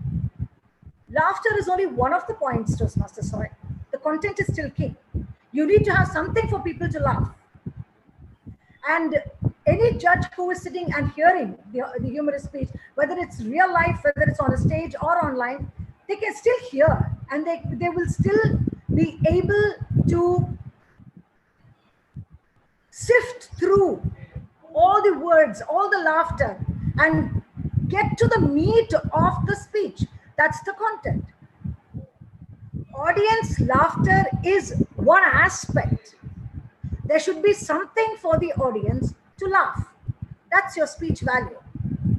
If it genuinely makes you as a judge or me as a judge laugh, and I'm able to understand and appreciate the words, the storyline, the joke, the language, then definitely that speech has great value.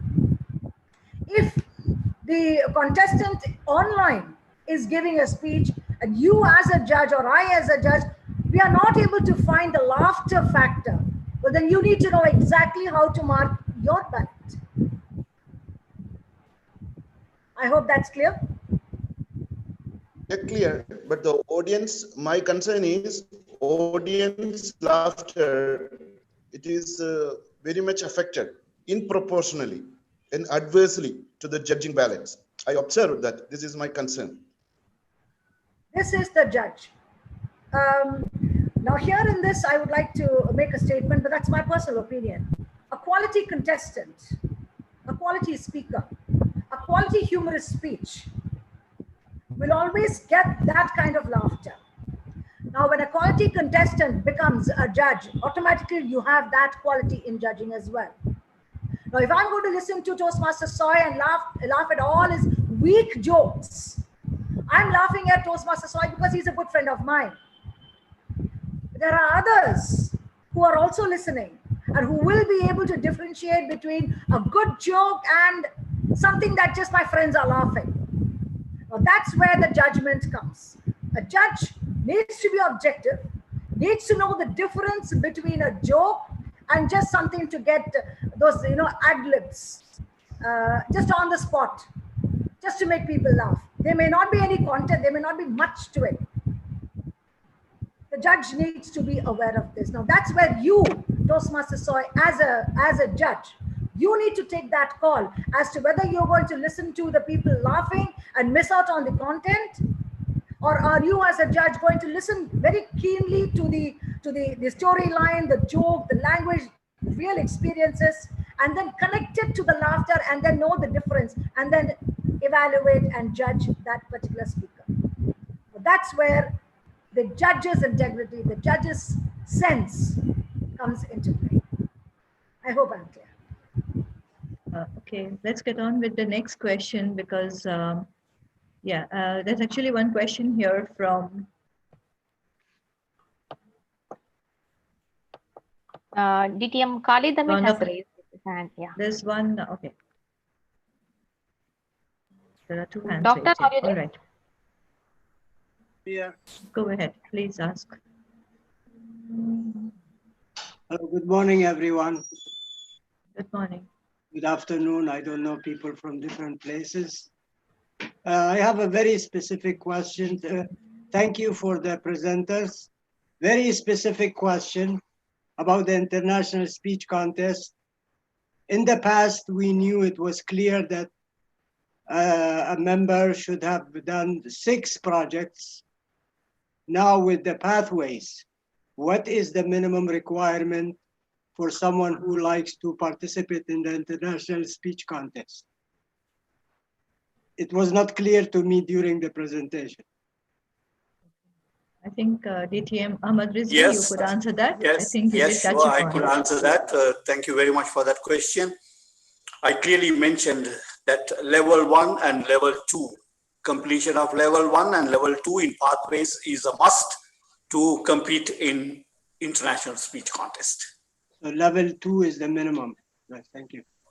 Yes, level 2 is. Thank you very much. Thank you. Okay, we have a question Anything from else? Toastmaster Chitra Ramesh. Yes. You can unmute Good your line. morning. Good morning, fellow Good morning. Toastmasters. Am I audible? Yes. Yeah. My doubt is, what is the role of a tiebreaker? For example, I'll tell you, suppose there is no tie for first and third place. Second place has a tie. How to sort out that? The third place winner would change, or second place anyone will get as per tiebreaker's ballot? A very valid question. I think it can be forwarded to Toastmaster Madhavi. Yeah, thank you, Toastmaster Rohena. Yeah, that's a very good question because there is some lack of clarity on this aspect. However, it's not a complicated thing. The TMI speech rule book clarifies in clear terms that if there is a tie, and as she mentioned, if it is a tie for the second place, right? Yes. So if there is a tie for the second place, the first place remains the same. Yes. The third place winner without the tie goes down, and the tie is broken between the second and the third place winners. So the person who's higher is placed the second, and the person who's lower between these two contestants gets the third place. If it's not clear, let me tell you again. Suppose Toastmaster Rizvi is already the first place winner, right? And the tie is for the second place between the moderator and Toastmaster DTM Gayatri, right? And the third place winner is Madhavi. Now, Madhavi is out already because we already have 3 contestants. So Madhavi is not considered for any place. But the tie-breaking judges ballot is then comes into picture. And if the tiebreaker has given Rohena a higher place, then Rohena gets the 2nd place and DTM Gayatri gets the 3rd place. Is it clear now?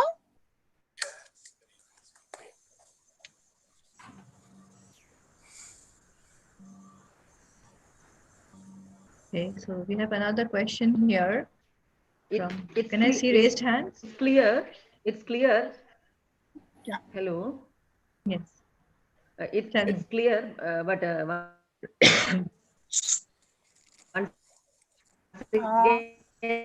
Your voice is breaking. Yes. I think she wants to ask something more. Can I ask a question? Can you ask it in chat, Toastmaster Chitra, because I'm not Chat able is to- disabled. You can forward it to HOE.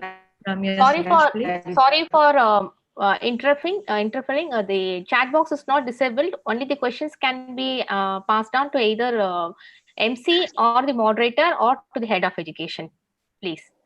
No, it's totally disabled. We cannot chat to him. Yeah, exactly. Let- It is disabled. Yes. Okay. Let me check. Thank you. Okay, can I ask a question? I think there was a question from our DTM Murli.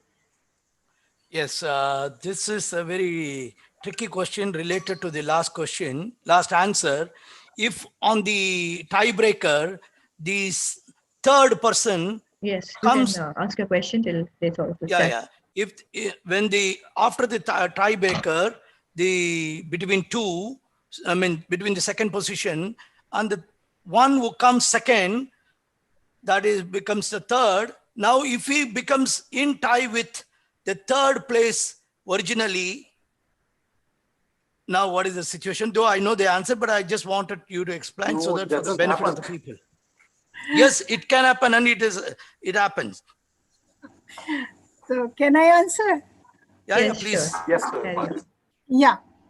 Die-breaking judges ballot is completely blank for us, except for those 2 places which are in a tie. You get my point? So doesn't matter what the tie-breaking judge has given to any other contestant. We are only considering these 2 contestants who are in a tie and just checking who is placed higher and who's placed lower in the tie-breaking judges. But it doesn't affect any other placement of the contestants.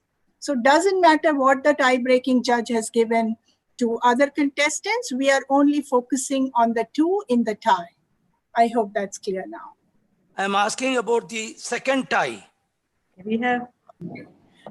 No, we cannot have a 2nd tie like this. It happens. In a tally counting ballot, if there are 2 different ties, let's visualize a tally counter's ballot, right? Now, suppose in what the scenario that you are saying is in the tally counter's ballot, place number 1 is clear. Okay. And place number 2 has a tie, right? Okay. Yeah. And in the scenario given by Toastmaster Chitra, place number 3 was also clear. There was no tie there. So there was only 1 tie here, right? No. Okay. My question is, when after the tie of the 2nd position, the 3rd person becomes in tie with the 3rd original position. It cannot, because the It 3rd happens. person- How? Let me know how. Because we are not, okay, let me tell you one more thing. We are not calculating the points given by the tie-breaking judge. We I think are going. that was- No. Okay, let's resolve that on a later basis, because we're No, actually beating around the bush. No, we have many other questions, DTM Murli. Why do So you- let's why do you answer them consider and then the- we come back to this. Why do you consider this beating down the bush? This is an education platform, and I can answer that if you want. Yeah, I would like to know your answer, but first I would like to clarify if Madam Moderator is permitting us to continue. Madam Moderator, can we discuss it outside? In Yes, the chat, it would so that be. everybody, yeah? It will be That would be beneficial better. for That the will be other better. people, Yes. not for me. Sure. Okay, anyhow. Yes. That would be really better. And yeah, we could have that answer, probably given to everybody, maybe on the chat. Thank you so much. There's a question from Toastmaster Mohammed Viqaruddin. He asks how they are checking eligibility to contest. Is there any system in place how to identify contestant had a good standing or other criteria for contestant? Who would Yes, like to I take can answer that? that. Or DTM Anil Kumar? Anybody? Yes, go ahead. Yes, DTM Anil. Anybody else wants to answer, please? No, it's okay. Carry on. Yes, thank you. VP Education has to certify and the eligibility forms, what they sign in for their eligibility as well as for the originality, certifies that they are in good standing. Beyond that, if you want to really identify whether they are really in good standing, you have to refer to the club vice president education and get the information either from the president or the VP education that they are in good standing. For area level, the area director has the ability to check with the Toastmasters International as well to make sure that the candidate, the contestant is eligible, whether it is eligible or good standing or not. It is not a very difficult part. Even the chief judges are required to ask for the latest membership roster. This is what I have been recommending. Even when I am a chief judge, I used to get the latest, just one day prior to the contest, the membership roster, even from the club or the area level. I used to ask for the membership roster, printed material and check. This is how we make sure the contestant is really in good standing. Is that clear? Okay, that's great. I have a question here from our ASSP Toastmaster, Dinesh Kumar Pal, who has asked, this is directed towards DTM Anil Revankar. You told judges cannot get a response from the audience in the virtual contest due to restriction of audio or videos put off. So do you believe that in physical meeting, judges are giving their judgment on response of audience, or they give judgment on self-judging criteria and knowledge? Good question. Thank you. Yes, I did say and very clearly mentions audience response referring to the judge's item, which is carrying 15 marks on a humorous speech contest. It is not for the full. The judges' results are always based on all these criteria, never on one particular criteria aspect. Hello? Yes. Okay. Does it answer your question, Toastmaster Dinesh? Yeah, it's answered. Okay. Thank you. I have a question which has come in twice. I would like to forward that. Anybody can answer it. It's from Toastmaster Sandeepa Maheshwari. She says that if a presenter then cannot be a contestant. True or false? My question was, can I pitch in and clarify my Yeah, question here? please, because it was not too clear. Thank you. Thank you. My question is, there was a pointer made by Rizvi about the presenter not being a contestant. So I would require more clarification on it. What type of presenter is it being talked about? Is it about the presentation, like the one who's taking a evaluation contest sessions and the JTP sessions, or the presentations taken on the day of the event, that is day of the contest happening? So that was my question. Day of the contest. Any presenters. Okay, thank you. Okay, we have another question from BVS Pratap. I hope you are here. This is, what is content and speech value in humorous speech? I see only jokes in humorous speeches. So what is actually the content and speech value?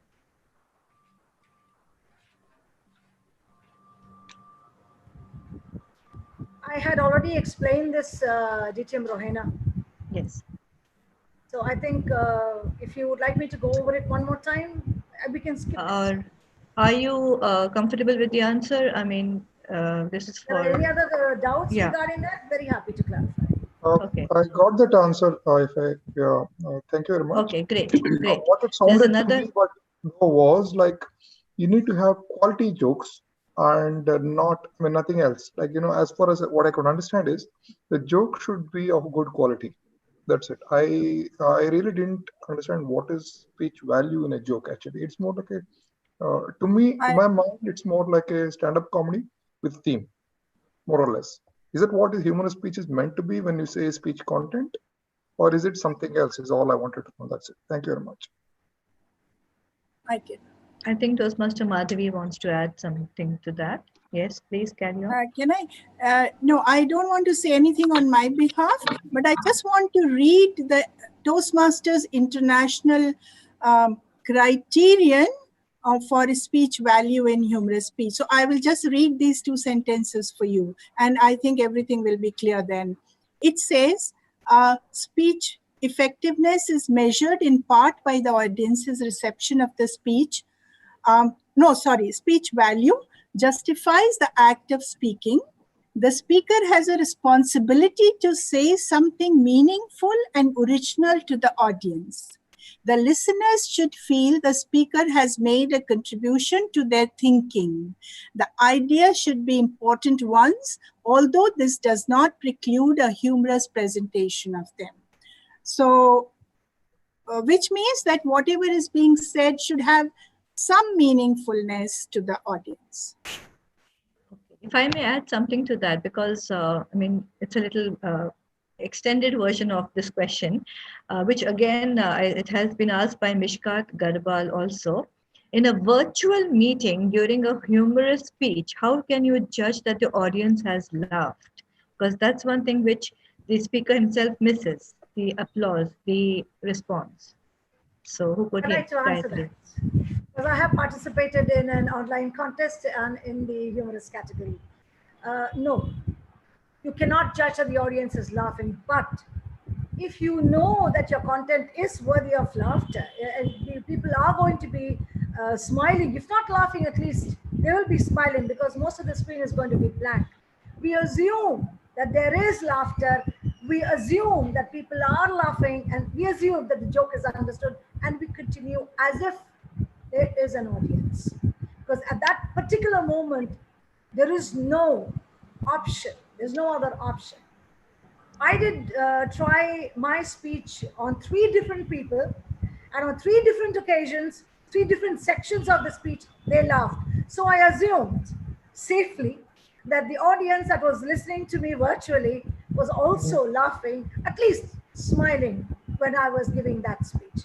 That's the only thing that we can do.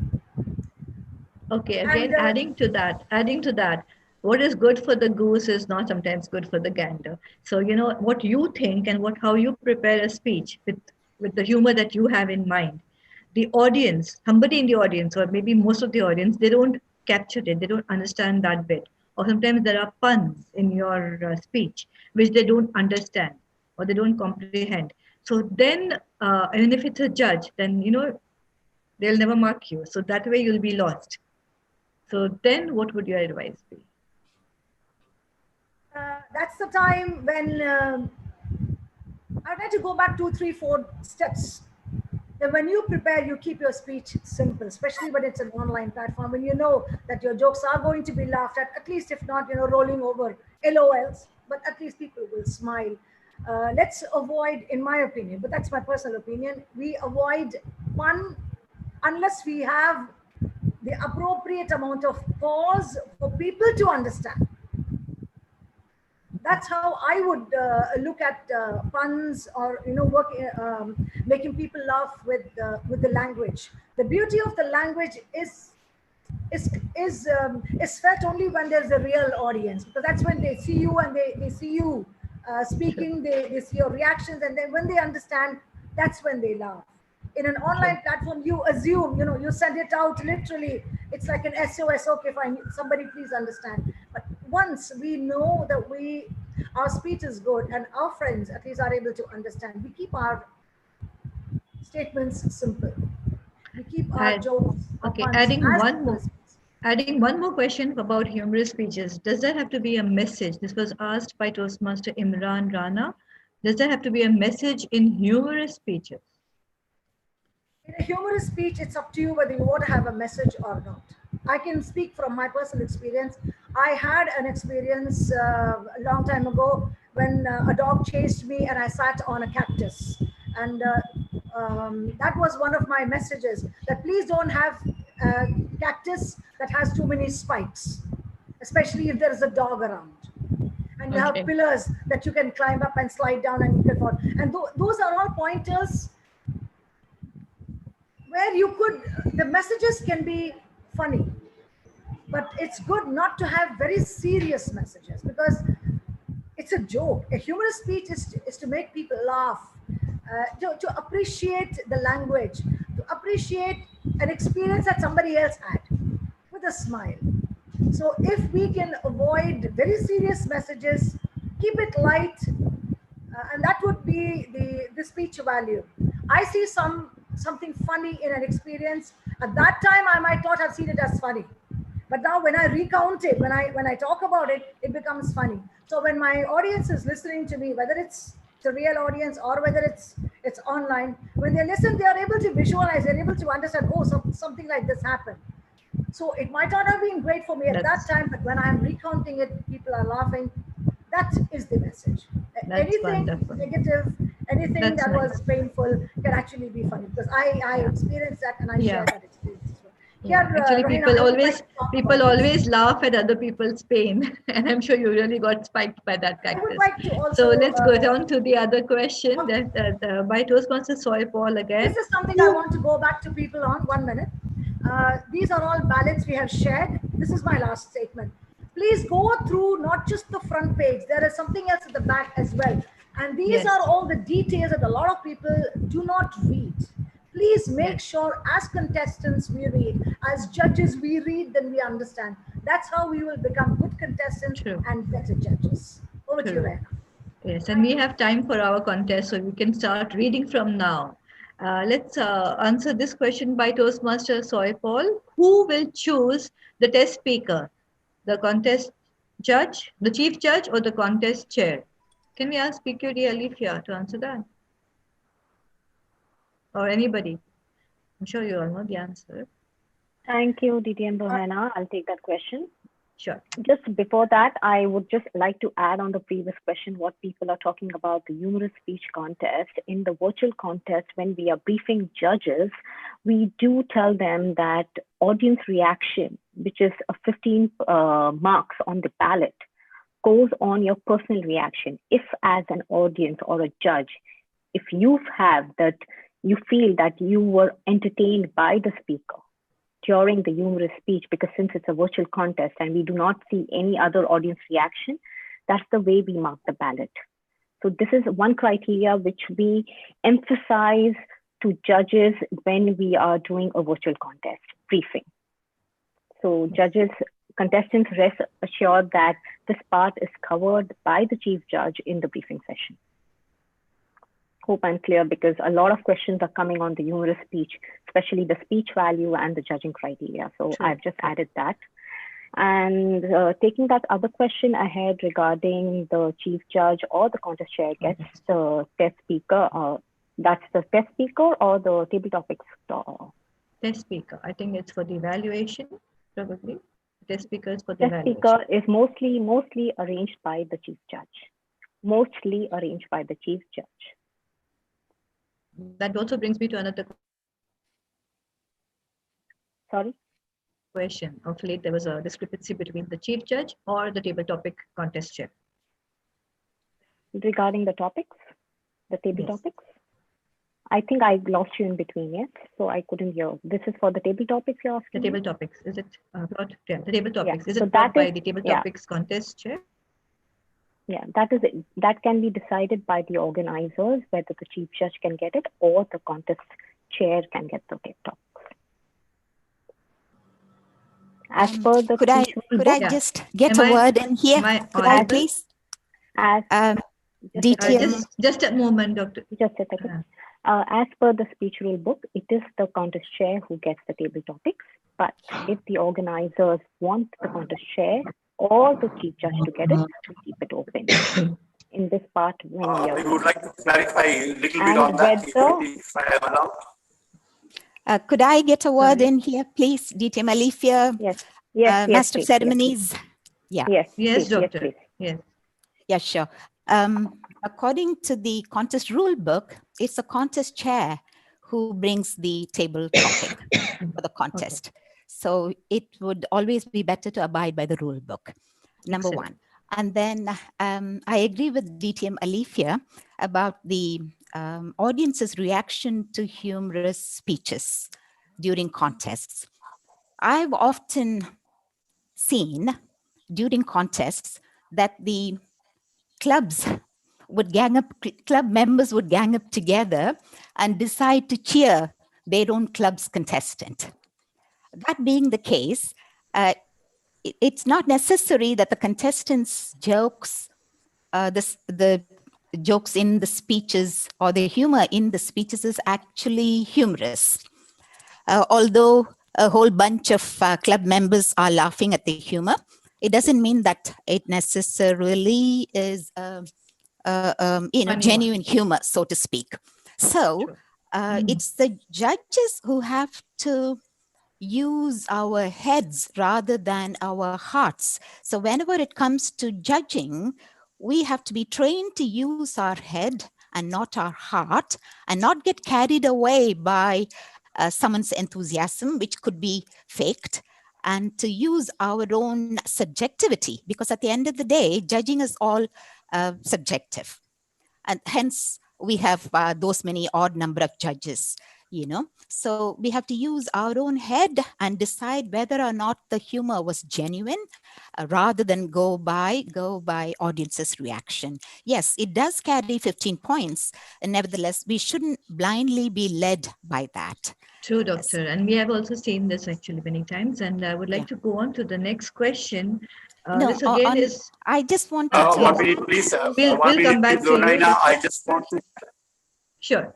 I will just share only one thing about this table topics and the test speaker subject.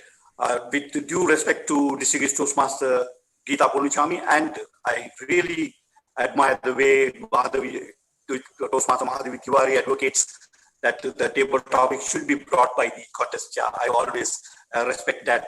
But read the rule book very clearly. Read the rule book very clearly. It doesn't say that the contest master should select or bring. It says the contest master determines the table topics. Determines word is there. How he determines is that's beyond the question. This is I want to clarify. Please read the rule book very clearly, and again and again it says the contest master determines the table topics. That's what I want to say. Okay, sure. Over to you, Ronayana. I think reading the speech contest rule book is actually a must for everybody who's contesting, be it a contestant, the audience themselves, and the judges. Of course, the chief judge would definitely be. Absolutely, absolutely. I have a question here from Sanjeev K. Mohapatra. It's again regarding something similar that Sandeepa asked. In an area contest, one of the contestants was a monetary sponsor. He asked for a presentation slot before the contest since he is paying money. Other contestants protested as he was a speaker too. So is he qualified or disqualified? In one word. Disqualified. Yeah, he should not be showing himself before the contest. He can do it afterwards, right? I think that's more allowable. Okay. There's a question I think the Toastmaster Tabassum needs to ask, and she's been raising her hand for a long time. It might ache. So go ahead, Tabassum. Thank you so much, Moderator Rohana. You're doing a wonderful job. Yeah, my question is to anyone who would like to answer is last year I was a chief judge at an area contest, and I made a mistake in my judgment whereby the third place winner of a speech was actually time disqualified, and I erroneously declared her as third place winner. Okay, her or him, whatever. Now the thing is, as soon as we declared the result, in the next half an hour, I realized my mistake and I wanted to own up to it. I kind of ran from pillar to post. I approached the district. I actually wrote to the TI, and I was not allowed to rectify my mistake. When I had all the records, I approached everyone. So what my request is, like, there should be some kind of way where we know we have made a mistake to correct it. Because eventually I realized that, mistakes have been happening because we are all first timers. Most of the time, we all venture taking new roles. So every year in, year out, we'll be having new chief judges, new judges coming in. So there has to be some way where we can correct it. Because I heard later on there was a particular contest where a big blunder was committed, but it was covered up because there is no way you can correct your mistake. So I would like anyone to answer this question. Thank you. Mistakes cannot be corrected, but they can be, just apologized upon. I think. Can we request the panelists to take the answers and questions? Yeah, we would. Please? Yes. Yeah, I would like one of the panelists, Toastmaster Madhavi, please answer that question for. Yeah, so I just have 3 quick things to say about this. Number one, if you happen to hear my first 5-minute address, you might have noticed that I stressed a lot on the preparation of the result. That time to remain calm and check everything, double check everything is extremely important. So that's one way of avoiding such mistakes, and that's why I had stressed it so much, because these kinds of things happen. The second thing I want to say is that according to the speech rule book and the prescriptions there regarding this aspect, the provision to correct the result is only when the results are being announced. So at that time, if there is a mistake, as I had mentioned earlier, one can correct. Now, the third thing that I want to mention is that still if a mistake happens, there is no reason to lose heart, because a particular department of Toastmasters International is devoted to take personal queries, and they help you out in such situations. I have been doing it over the years. That's why I take pride in the fact that probably I know a little more than the speech rule book, because they have been answering questions. So if this kind of a situation happens, which we just heard about, then please write to Toastmasters International and they will guide you well in time what to do. True. So there is a provision. Thank you so much, Toastmaster Madhavi. I did write to them. In fact, I called them up and I spoke to them. But they said that's it. Once the result is declared, it can't be reverted. But I know there have been occasions later on when this mistake has happened, and there are chances it will happen in future, is what I want to say. Actually, that's what, she said, that you have to be very calm. And I would advise everyone to read the speech contest rulebook, because there have been certain changes which need to be looked into. That's very important for everybody.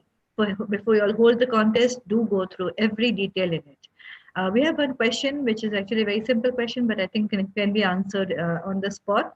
This is from Distinguished Toastmaster Nachupalli Ramkumar. He asks, can the division level contest be held with only one tally counter? DTM Anil Kumar? No, dear. Cannot. Yes.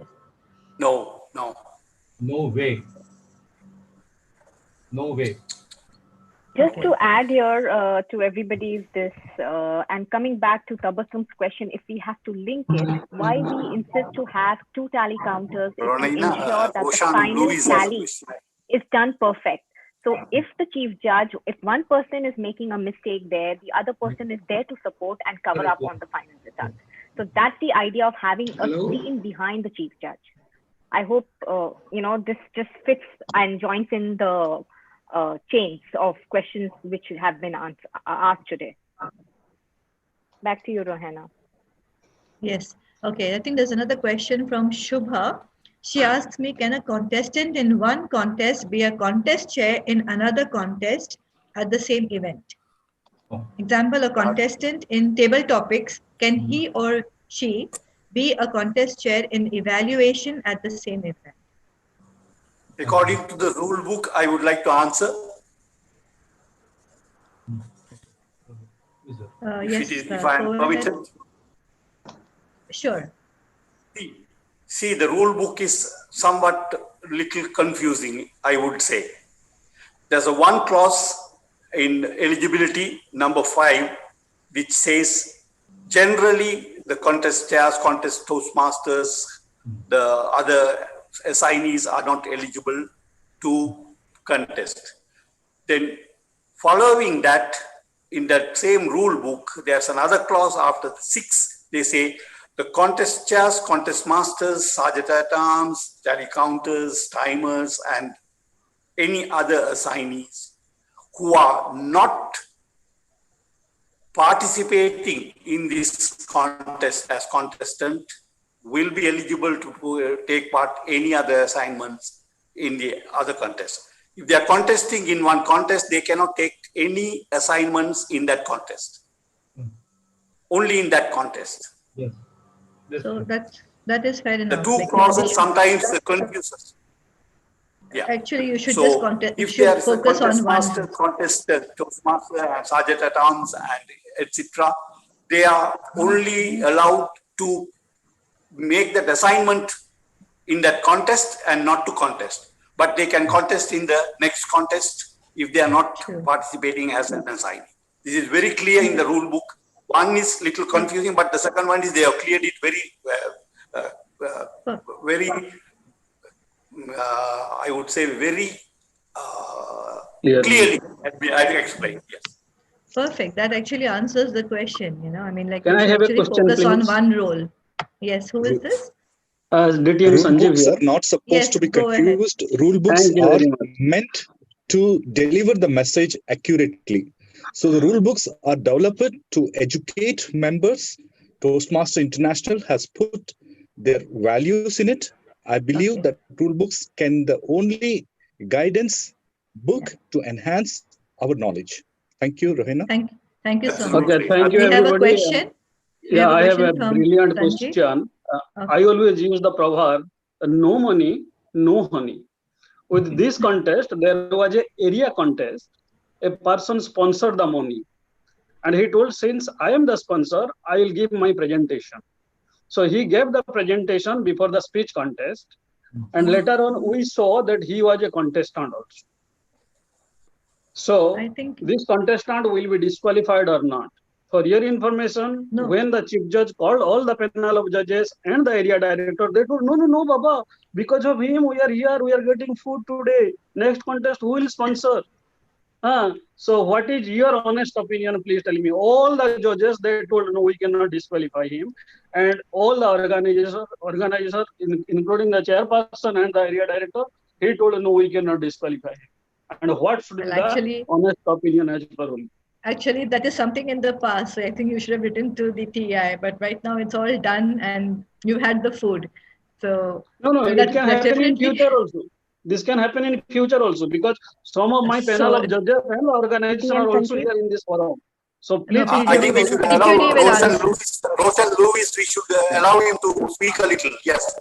Yeah. Two things I want to speak. Okay. One is just value addition. Yeah. On this issue, see, every agenda happens before the contest, and event chair, head of education validates the agenda. If that time we have not seen, because in agenda contestant names are also there. If it are not done, equally all are connected into this issue. Yes, I agree. Once any role is there, contestant should not be biased, including executive committee of the organizing. That's the first thing. And second thing I want to add for Toastmaster Tabassum, so how error happens, this I experienced, which will be helpful for all of you. When tally counter sends you the result sheet, in the tally counter results, it is written in the order, first place winner, second place winner, third place winner. When you as a chief judge write in a result form which you send to a contest chair, it is written in third place, second place, first place. So please don't interchange this. This has happened. With my experience, I have seen, immediately I took it and I say, these are the technical problems in the forms may happen. I just want to add a value addition for this. Thank you. Over to you. I think haste makes waste. So we should actually follow Toastmaster Madhavi's advice. Be calm and don't be temperamental. PQD Alifia wanted to add something. Can you please I didn't get my answer. Say what you wanted to say. Hello. Alif.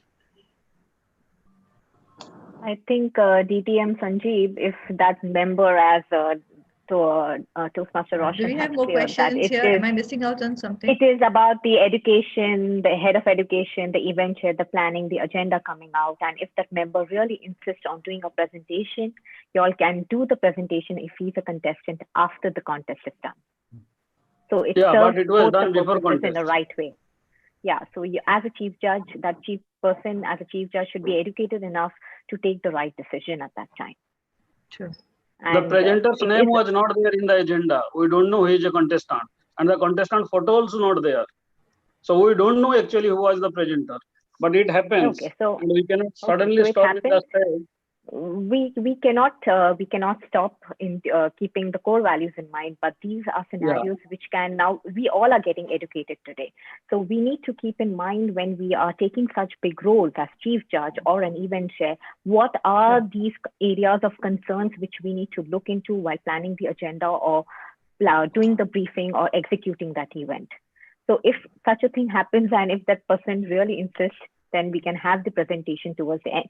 Coming back to this, next week we do have a great session, detailed session on parliamentary procedure, how to adopt an agenda, how to follow things. So probably our members will get more educated about how to do proceedings, because in Toastmasters, one thing is linked to the other.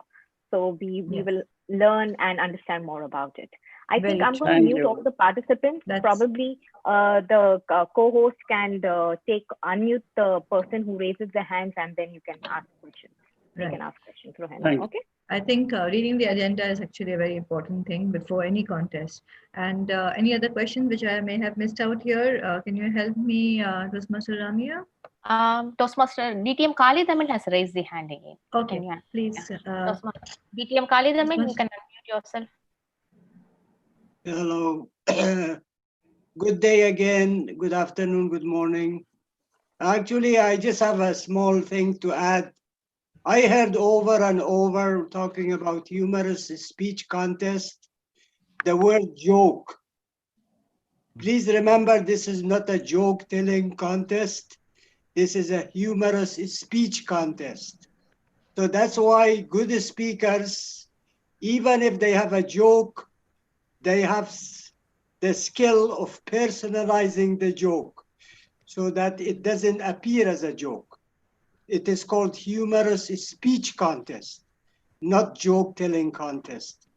So please keep that in mind when you're doing a humorous speech contest. That's all I had to say. Thank you very much.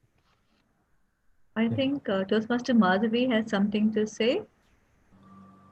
Okay, since you're giving me this opportunity, I will just put in my 2 pennies worth regarding the first scenario. I just want to clarify to everybody, whenever we say whether we can disqualify a contestant on this basis or that basis, I just wanted to clarify that disqualifications can happen only on those regards: eligibility, originality, and referencing to another contestant's speech or timing.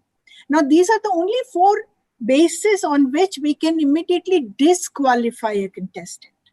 Now, all the rest are the rules. They are not disqualifications. They're rules, like the speaking area, like a contestant shouldn't be having another role at the same event, and so many other things. Now, these are rules, and we should all follow them. But in case a contestant is not following that rule, we don't disqualify, but our judges obviously mark them down for disregarding the rules, right? So I would hope, I as a chief judge would hope that such a person who's disregarding any rule, other than 4 areas of disqualification, will not most probably be one of the winners, right? Because then there is a wrong message going. But we cannot really disqualify. That's all. Thank you. Okay. I also have one question just before I ask a question from Sandeepa here.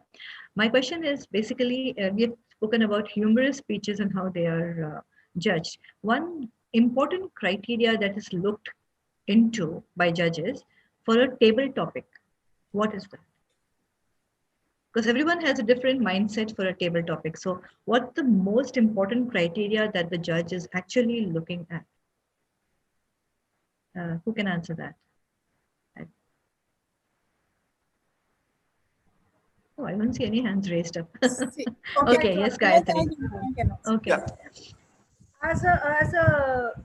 As someone who has been a contestant in the table topics, see, the contestant needs to have a good speaking area, think on his or her feet, it's very easy to say that the speech in the table topic segment needs to have a body, a content, and the introduction, a body, and the conclusion. But at that particular moment, it's not very easy for us to immediately think on our feet. But that's a practice that the contestants need to have. That's the thing. Practice, practice, and practice. The judges will be looking for. What are they going to be looking for? Is the person able to come up with at least 2 scenarios where that particular topic, the statement, can be related to? Is it relatable? And if they are making a statement, if there is a personal experience, is the personal experience relevant to the topic? That's what definitely they will be looking at. The third is how universal is that particular thought process that the speaker is presenting. That is definitely what the table topic, the judge will be looking at. So when you have, is there a quote? So as a judge, what am I going to look at?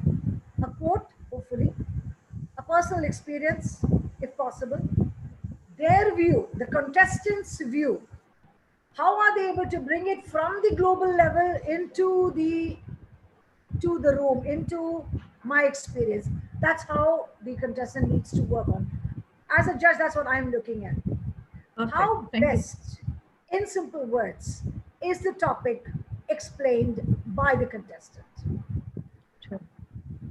Okay, we have another question from Sandeepa Maheshwari. She asks, can an area director be a judge? We know that he or she can be the chief judge, but are they allowed to judge, to be the judge? Why not? Anil Kumar? Yes, ATM Anil Kumar. Yes, area director can become judge. What if it is in their same area? Is that allowable in their own area? No, not in the same area. Because then it could be biased.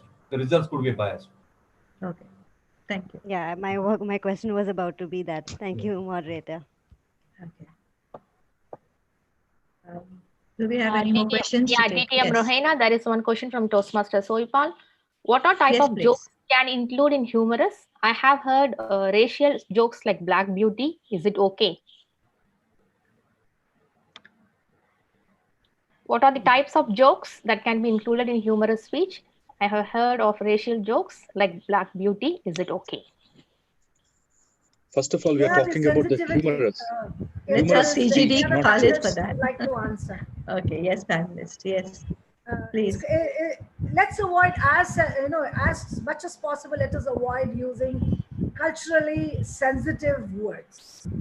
There are enough and beyond experiences that we have had that we can present in a humorous way. We do not need to always look at color, politics, sex, or religion to make a joke. Let's look beyond that. In our own lives, we have experiences. We fall down, we trip on a banana peel.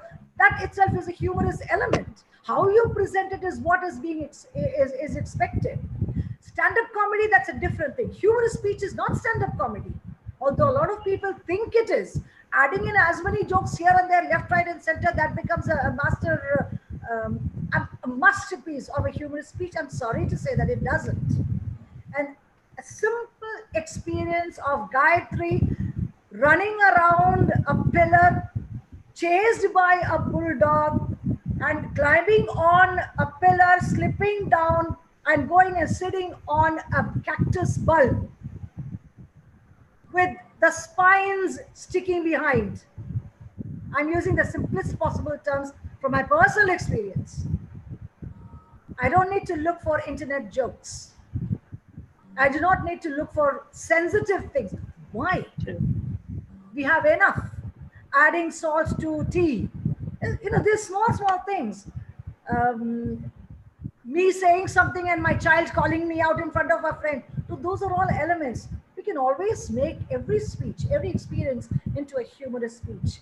Jokes, like Toastmaster DTM Khalid said, we are here to present a speech. Let's use language, the beauty of the language to express our own experiences. But that's my opinion as a contestant and as a judge. can I ask one question, please? Yes, please. Go ahead. Who is this? Yeah, Please, yes. this is Ronak. Okay, introduce. Especially to respected Madhvi ji and Go ahead. respected Ahmed Rizvi ji. I have been watching you people. I mean, you are involved in this chief judging and judging over the years. I have been told I have reached to the highest level, but I have been told that something about something works as halo effect. As chief judge, I would I mean, there may be a politically correct answer, but I would take my chances over here. That should I work on the halo effect also apart from my speech? Thank you. You want me to answer this? Yes, please, Madhvi. Okay. Thank you, Rizviji. Yes. No, I'm not saying yes to his question that should he work on his halo effect. No. Okay, let me tell you, one of the items on my judge's briefing, which I discuss in detail, is the judge's code of ethics. And according to the code of ethics, this word is very specifically mentioned, halo effect, that judges should not, they should not consider any halo effect, anything else other than the speech on that particular day. Now, it becomes the judges and the chief judge's responsibility to make it very, very clear to be as objectively judge the speech on that particular day. Now, if that ideal scenario happens, there is no scope for a halo effect. In fact, sometimes, just to probably give you an idea, sometimes the halo effect works in reverse way because we have too much expectation from a person who has been a known winner in the past, etc. And that day the speech is not all that impressive, and the judges say, oh my God, no, that's not it. And they give probably weaker marking because of that previous effect. So it may work both ways, and it shouldn't. And just to answer in one short line, the question whether any contestant should work on the halo effect, my answer is yes and no. No from the point of view of the judges. Yes, from the point of view of the contestant. Yes, have a lineup of victories for yourself so that there is a halo wherever you go. But that's not for the judges. Thank you. I think a person is a good judge of himself or herself. So, and we are all going to work on Yeah, this. but you know, here we are out for winning of the contest. Not, I will always think I am a great speaker, but I have to win the contest. And data does not support what Madhviji said. We have seen lineup of winners. If you take out the winners of the past 5-6 years, I think majority of them are either runner-ups or part of the top. So it's just a data. I'm not judging anything, but it's just a data. I thank you. I rest my case. It's okay.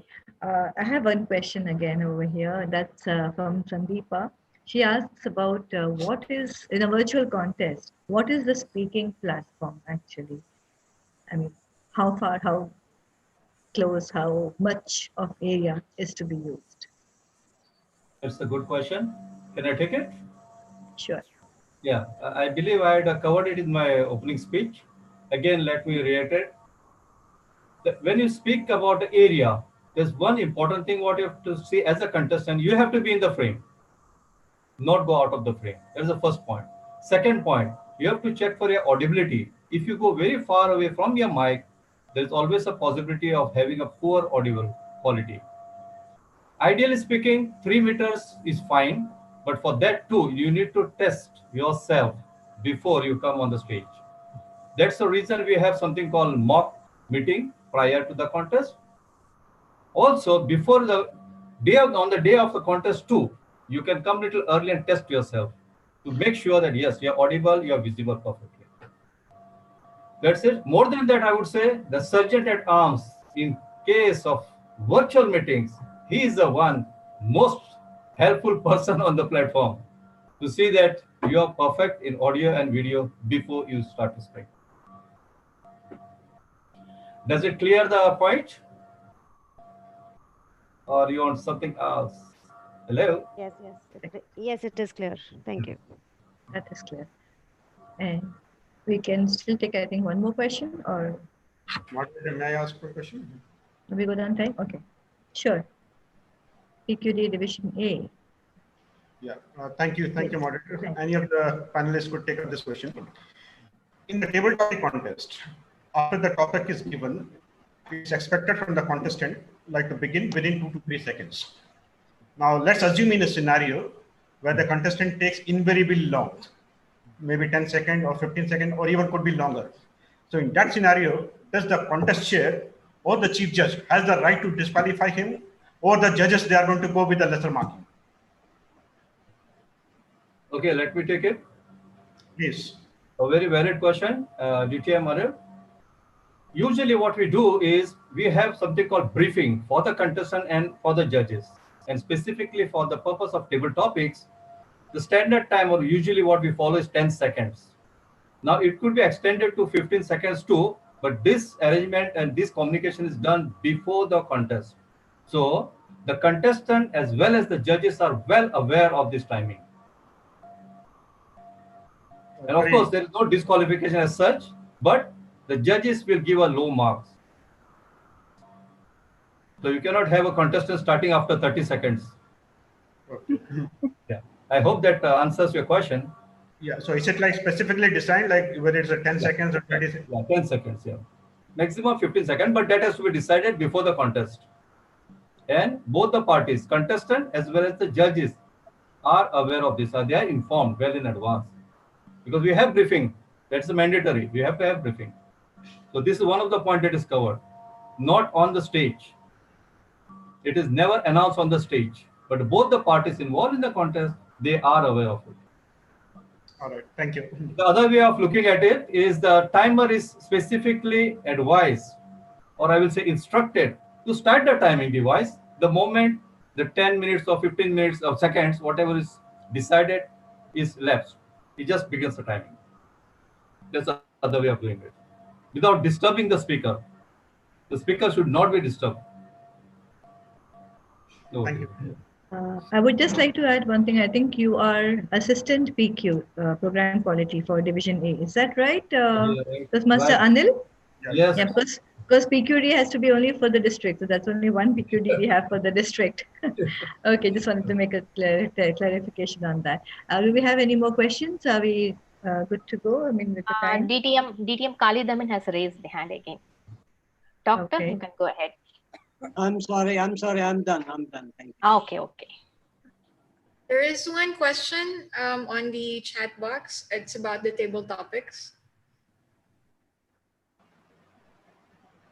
Dr. Geeta Ponuchami has shared some document with us.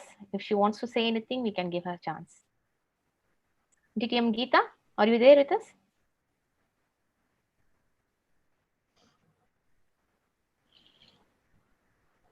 No. I'm very much here. Only Okay. thing I'm looking for which page to share now. Okay, give me a sec. We cannot hear you, Geeta ji. Even now? Can you not hear me? Yes. Now you can? Great. No, Yeah. Rizviji, I wasn't sure about, I'm trying to share. I still can't find it. Okay. I wasn't sure about what exactly you meant by when we were talking about the table topic. And according to the 2019-2020, even previous rule books, it says, the rule book says, the contest chair brings the topic. Yeah. But I thought you said something different. I couldn't quite understand because I was trying to locate it. So what exactly was it that you were saying?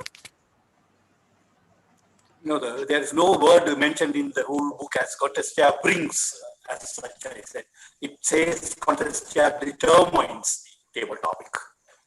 The rule book says not brings or not he selects, or now we have a practice of selection from 3 topics, etc. There is no rule book mentioned as contest chair selects or brings. It says contest chair determines the table topic. Okay, let me just double check about that, Rizviji, because we are training judges and chief judges Yes, here. I can send the page, but not now. I am not in that position. Yeah, no, just now. Yeah, I know. Just now I shared the page too, but I'm trying to locate it in my documents. Give me a sec. Let's go to T. I think on the table topics, rules for table topics. Yeah, I know. Nevertheless, I strongly believe that the chief judge's responsibility is to do with the judges and the, overseeing the judging process. Yeah. And the contest chair's responsibility is to look at the contest part, which includes, am I sharing my screen now? Yes, DTM Geeta, someone saying is it's page 8. Can you check? Is this the one? The table topic is selected by the contest chair. This is from the, can you all see the screen or? No, we can see the screen, but it's not. Really? Can you not see what's highlighted here? No. Oh, it's being paused. We can see Ramona Smith, world champion. Oh, really? I think we can, yeah. I think No, we can. Geeta, that page not displaying, which you shared in the chat box also. I opened that one where you highlighted that text. Okay, But, let me go it to is not displaying on the screen. Okay, let me go to new share. This ought to do the trick. Share. Now? Yes. Yeah, now came it up. So this is the 2019-2020 rule book, the latest one. And under table topics contest rules, it does say the topic is selected by the contest chair. So who brings it is not a question. Anybody can bring it, only selects. That's the word, right? Oh, you. No, I think what she means is that the topic itself is selected from the three, when you're given three envelopes. So the topic is selected by the contest chair instead of the first contest chair. The chief judge brings or the contest master brings or the No. gives it doesn't matter. No, Rizviji, I'm not trying to split hairs here. I'm not trying to say, talk about the difference between bringing and selecting. I'm just talking about the contest chair's responsibility. I don't think it says anywhere else that someone else, so to speak, brings and then the contest chair selects. Is that what you're trying to tell me? No, this is under table topics contest rules, right? Yeah, the rule book. And this is under in the rule book under table topics contest. Let me open the rule book and see if I can. Okay, so that was one thing. I will open the rule book and double check. And I will very happily, admit if I have to stand corrected. That's me, because we have to bring the correct information to our judges and chief judges. Rulebook 2019. I second your opinion. Can you go through the chief contest chair responsibilities? Contest chair responsibilities? Sure, I will. Okay, I will definitely, and I'll get back to you. But in the meantime, I just found a slide to support DTM Madhavi earlier when she was trying to help, I don't know which Toastmaster, understand the tie-breaking procedure. So I'm sure DTM, I know that DTM Madhavi was trying her best, but you're sharing the screen. Let me share the screen. The screen is shared now. DTM Madhavi, could you go ahead and explain to the person that it is impossible to have any other ties after, the tying positions have been determined with the help of the tie-breaking judges ballot. So here we have the total, and there is a tie for the second position. There are two similar totals.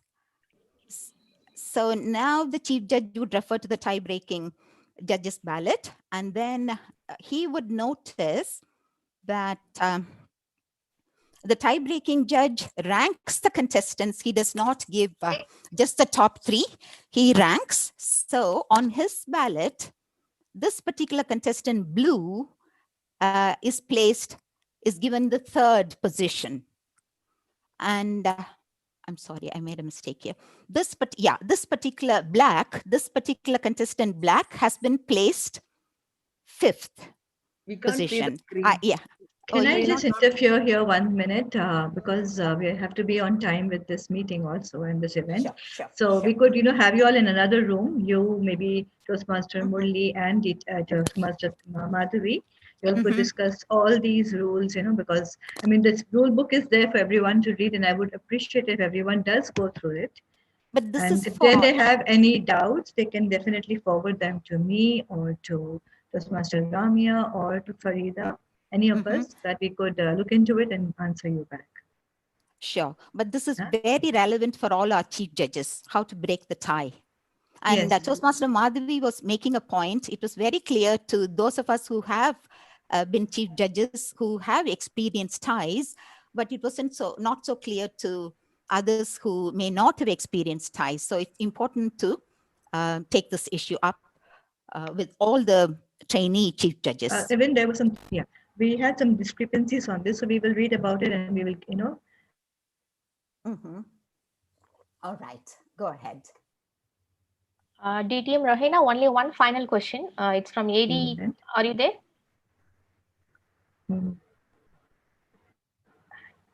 DTM Rohena, moderator? Yes, I'm here. Yeah, one final question from AD10 Murli. In table topics, is it correct to bring 3 topics and then first contestant select one, or one is sufficient?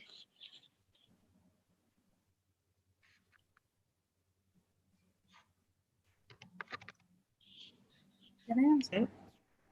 Yes, please, somebody. Yes, Toastmaster Mad. Okay. See, according to the speech rule book, the word used is table topic is selected. Now, table topic is singular. And so obviously, I assume that the Toastmasters International recommends to select one topic, right? So one topic is the basic minimum. Only in our part of the world, in the Middle East, we have this tradition of bringing 3 topics. I don't see any harm in bringing 3 topics, but the mandatory rule is just to have one topic. So it's fine if you bring 3 topics and select one. But if I were to decide, I would just go by the speech rule book and get one topic instead of 3.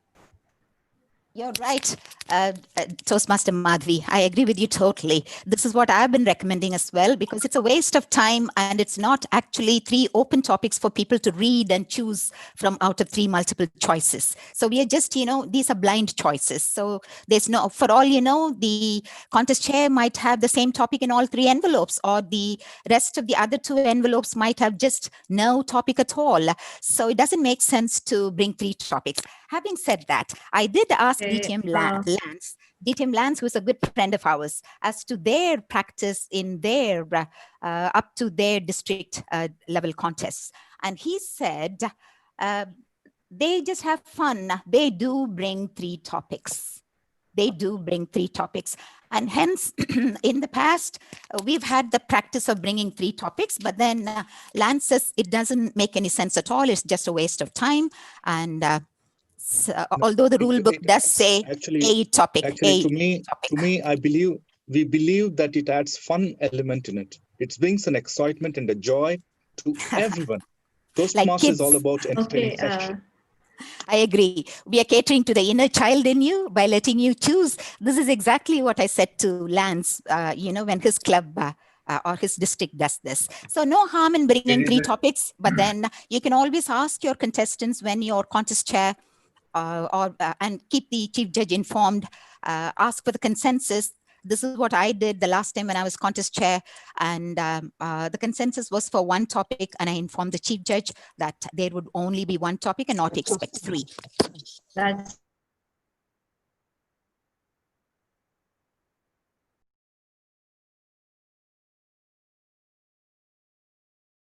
Moderator, you're muted. You're muted. I've unmuted myself. Okay, as a moderator, I still need to moderate this meeting and it should be on time. So let's get on with completing what we have here. I think we have lots more. To make sure the rule book should not be misunderstood. The contest yes. technically doesn't space that he should bring or anything like that. It is only in the table topics column it is said selected. True. Yes. If there So are how any it selects, it's questions, not a question.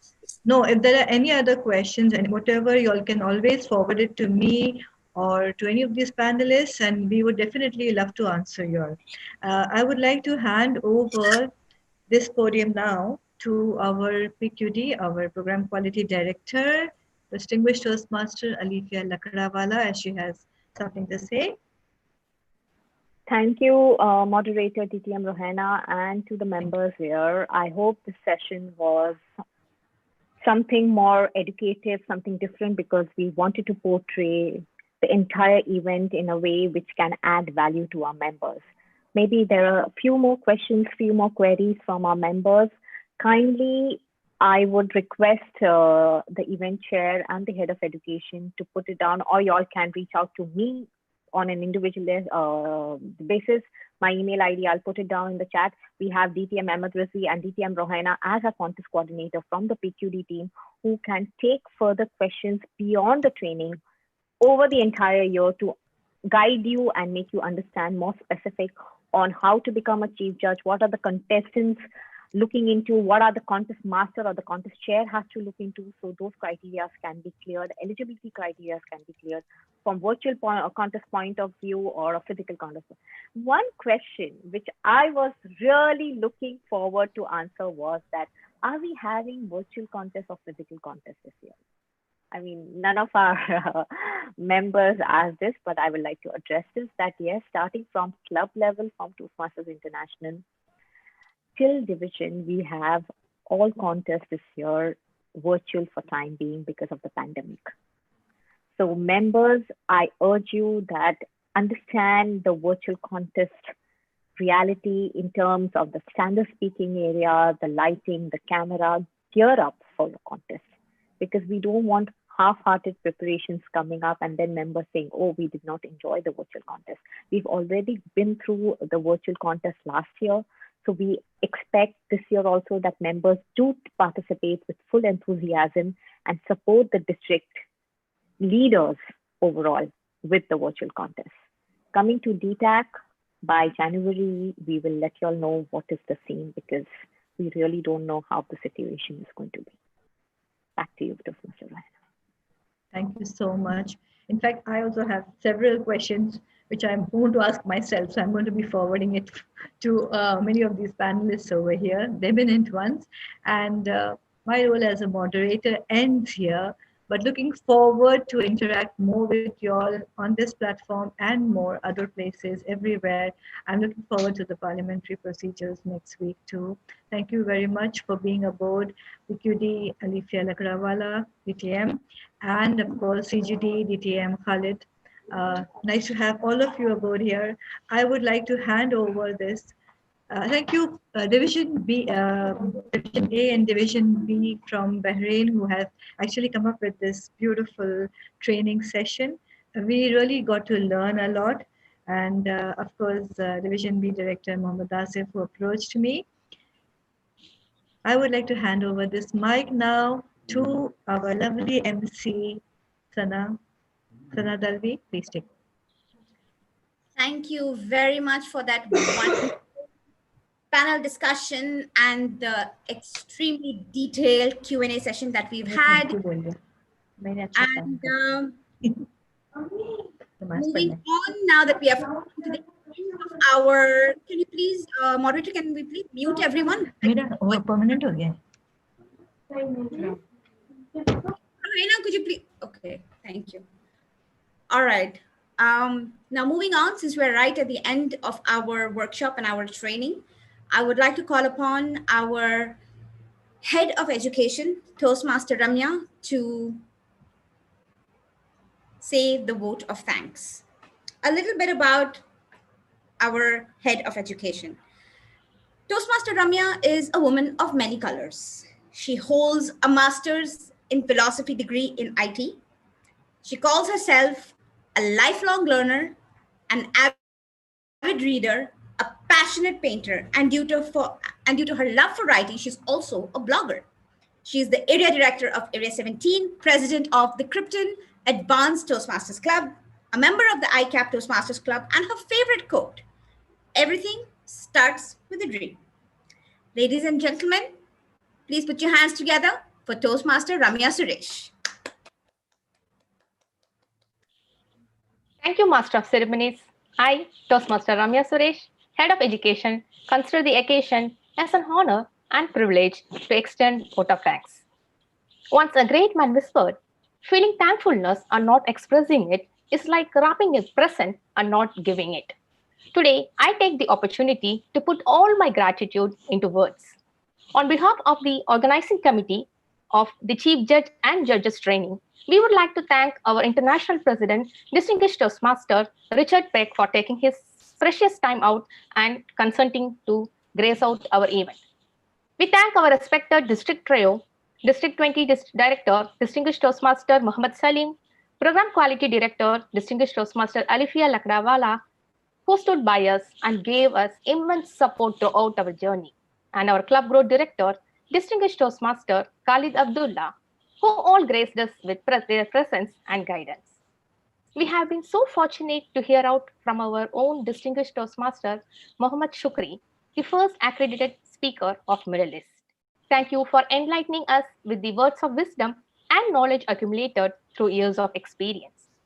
We wish to express our gratitude to our moderator, Distinguished Toastmaster Rohaina, for the well-handled panel discussion, and panelist Toastmaster Madhavi Tiwari, Distinguished Toastmaster Anil Kumar, Distinguished Toastmaster Ahmed Rizvi, and Distinguished Toastmaster Gayatri Ravindran, without whom this event would not have been a success. Our deep thanks goes to our international speaker, Distinguished Toastmaster Muhammad Al-Shahabi, and evaluation speaker Toastmaster Roshan Lewis, who helped us to conduct this event in a grand manner. Ladies and gentlemen, an event like this cannot happen overnight. It requires systematic planning and bird's eye for details.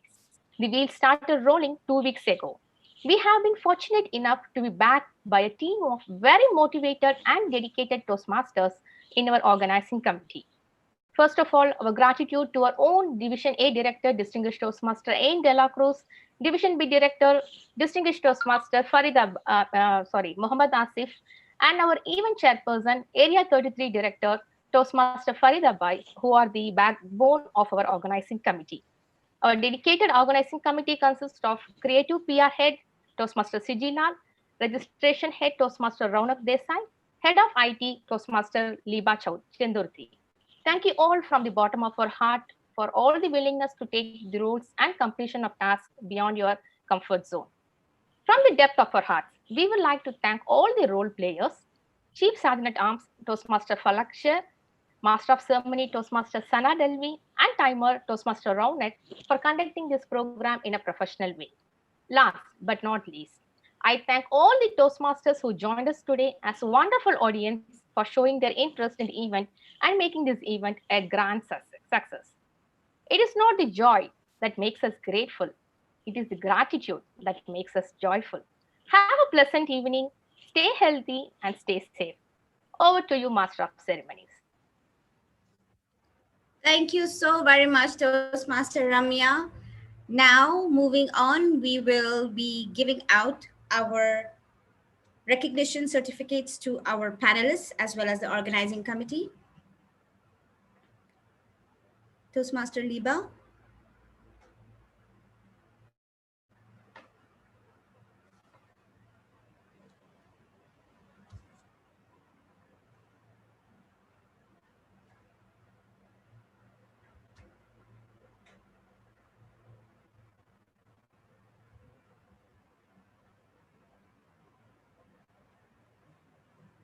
We would like to recognize our moderator and our backup moderator, our moderator Toastmaster Rohaina Akil, and Toastmaster BG Kittens, who was her backup for the event today.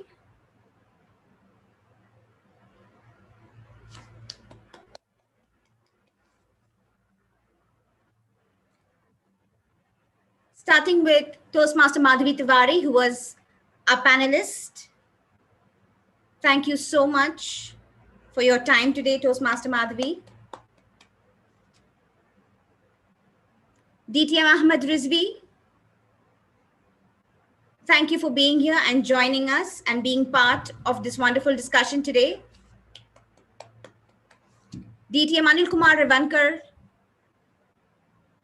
thank you for your time, your insight.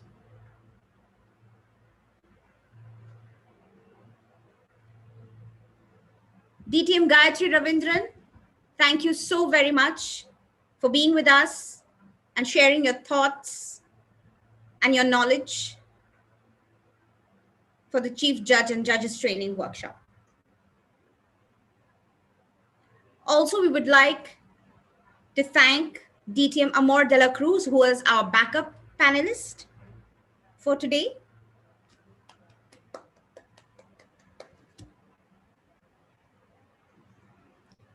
We would also like to recognize the organizing team for today's event, starting with our event chairperson, Honorable Toastmaster Faridabai Tanzir.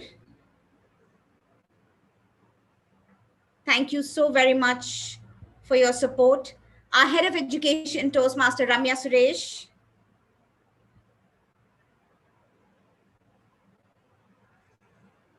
Our Head of PR, Toastmaster Siji Lal. Our Head of Registration, Toastmaster Ronak Desai. Head of IT, Toastmaster Deepa Chandurti. Our Chief Sergeant at Arms, Toastmaster Falak Sher. Oh, that's me. I recognize her, the Master of Ceremonies. And my backup, which we didn't need, but it's always good to have a backup. Toastmaster Parimala, thank you so much. Thank you to each and every one of you. Our timer, Toastmaster Ronak.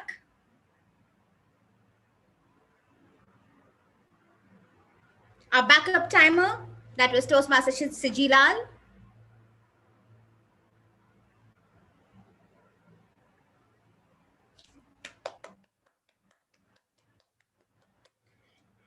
Thank you so very much. And with that, we wrap up today's event, today's session.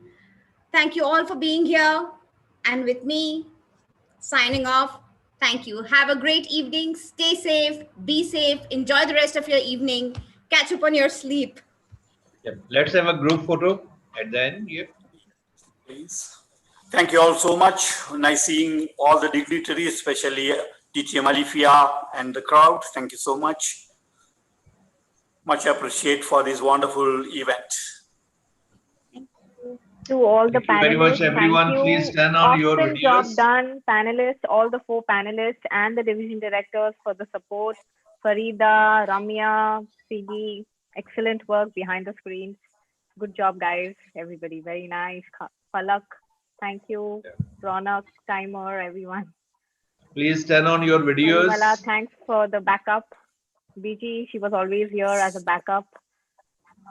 Sana, no words to you. You know you. Great job, everyone. Please turn on your videos and wear a smile. Thank you. Yeah.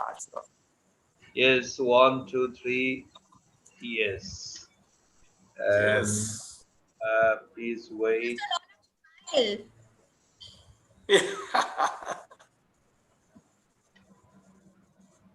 Now the second group. Yes, please. Yeah. I'm sharing it on the group and we will share it to everyone. Sure.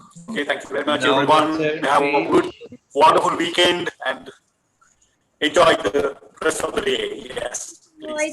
Thank you. Bye-bye. Bye, everyone. Bye. Thank you, everyone. See you again. Wonderful event. Thank you, everyone. Thanks a lot. CGD. Bye-bye. Bye. Bye. Bye. Bye. Thank you, everyone.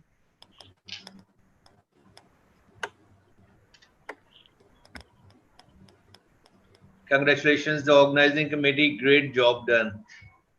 It was really a learning experience. The area director, the trio. Congratulations and thank you very much for your support. It was such a wonderful experience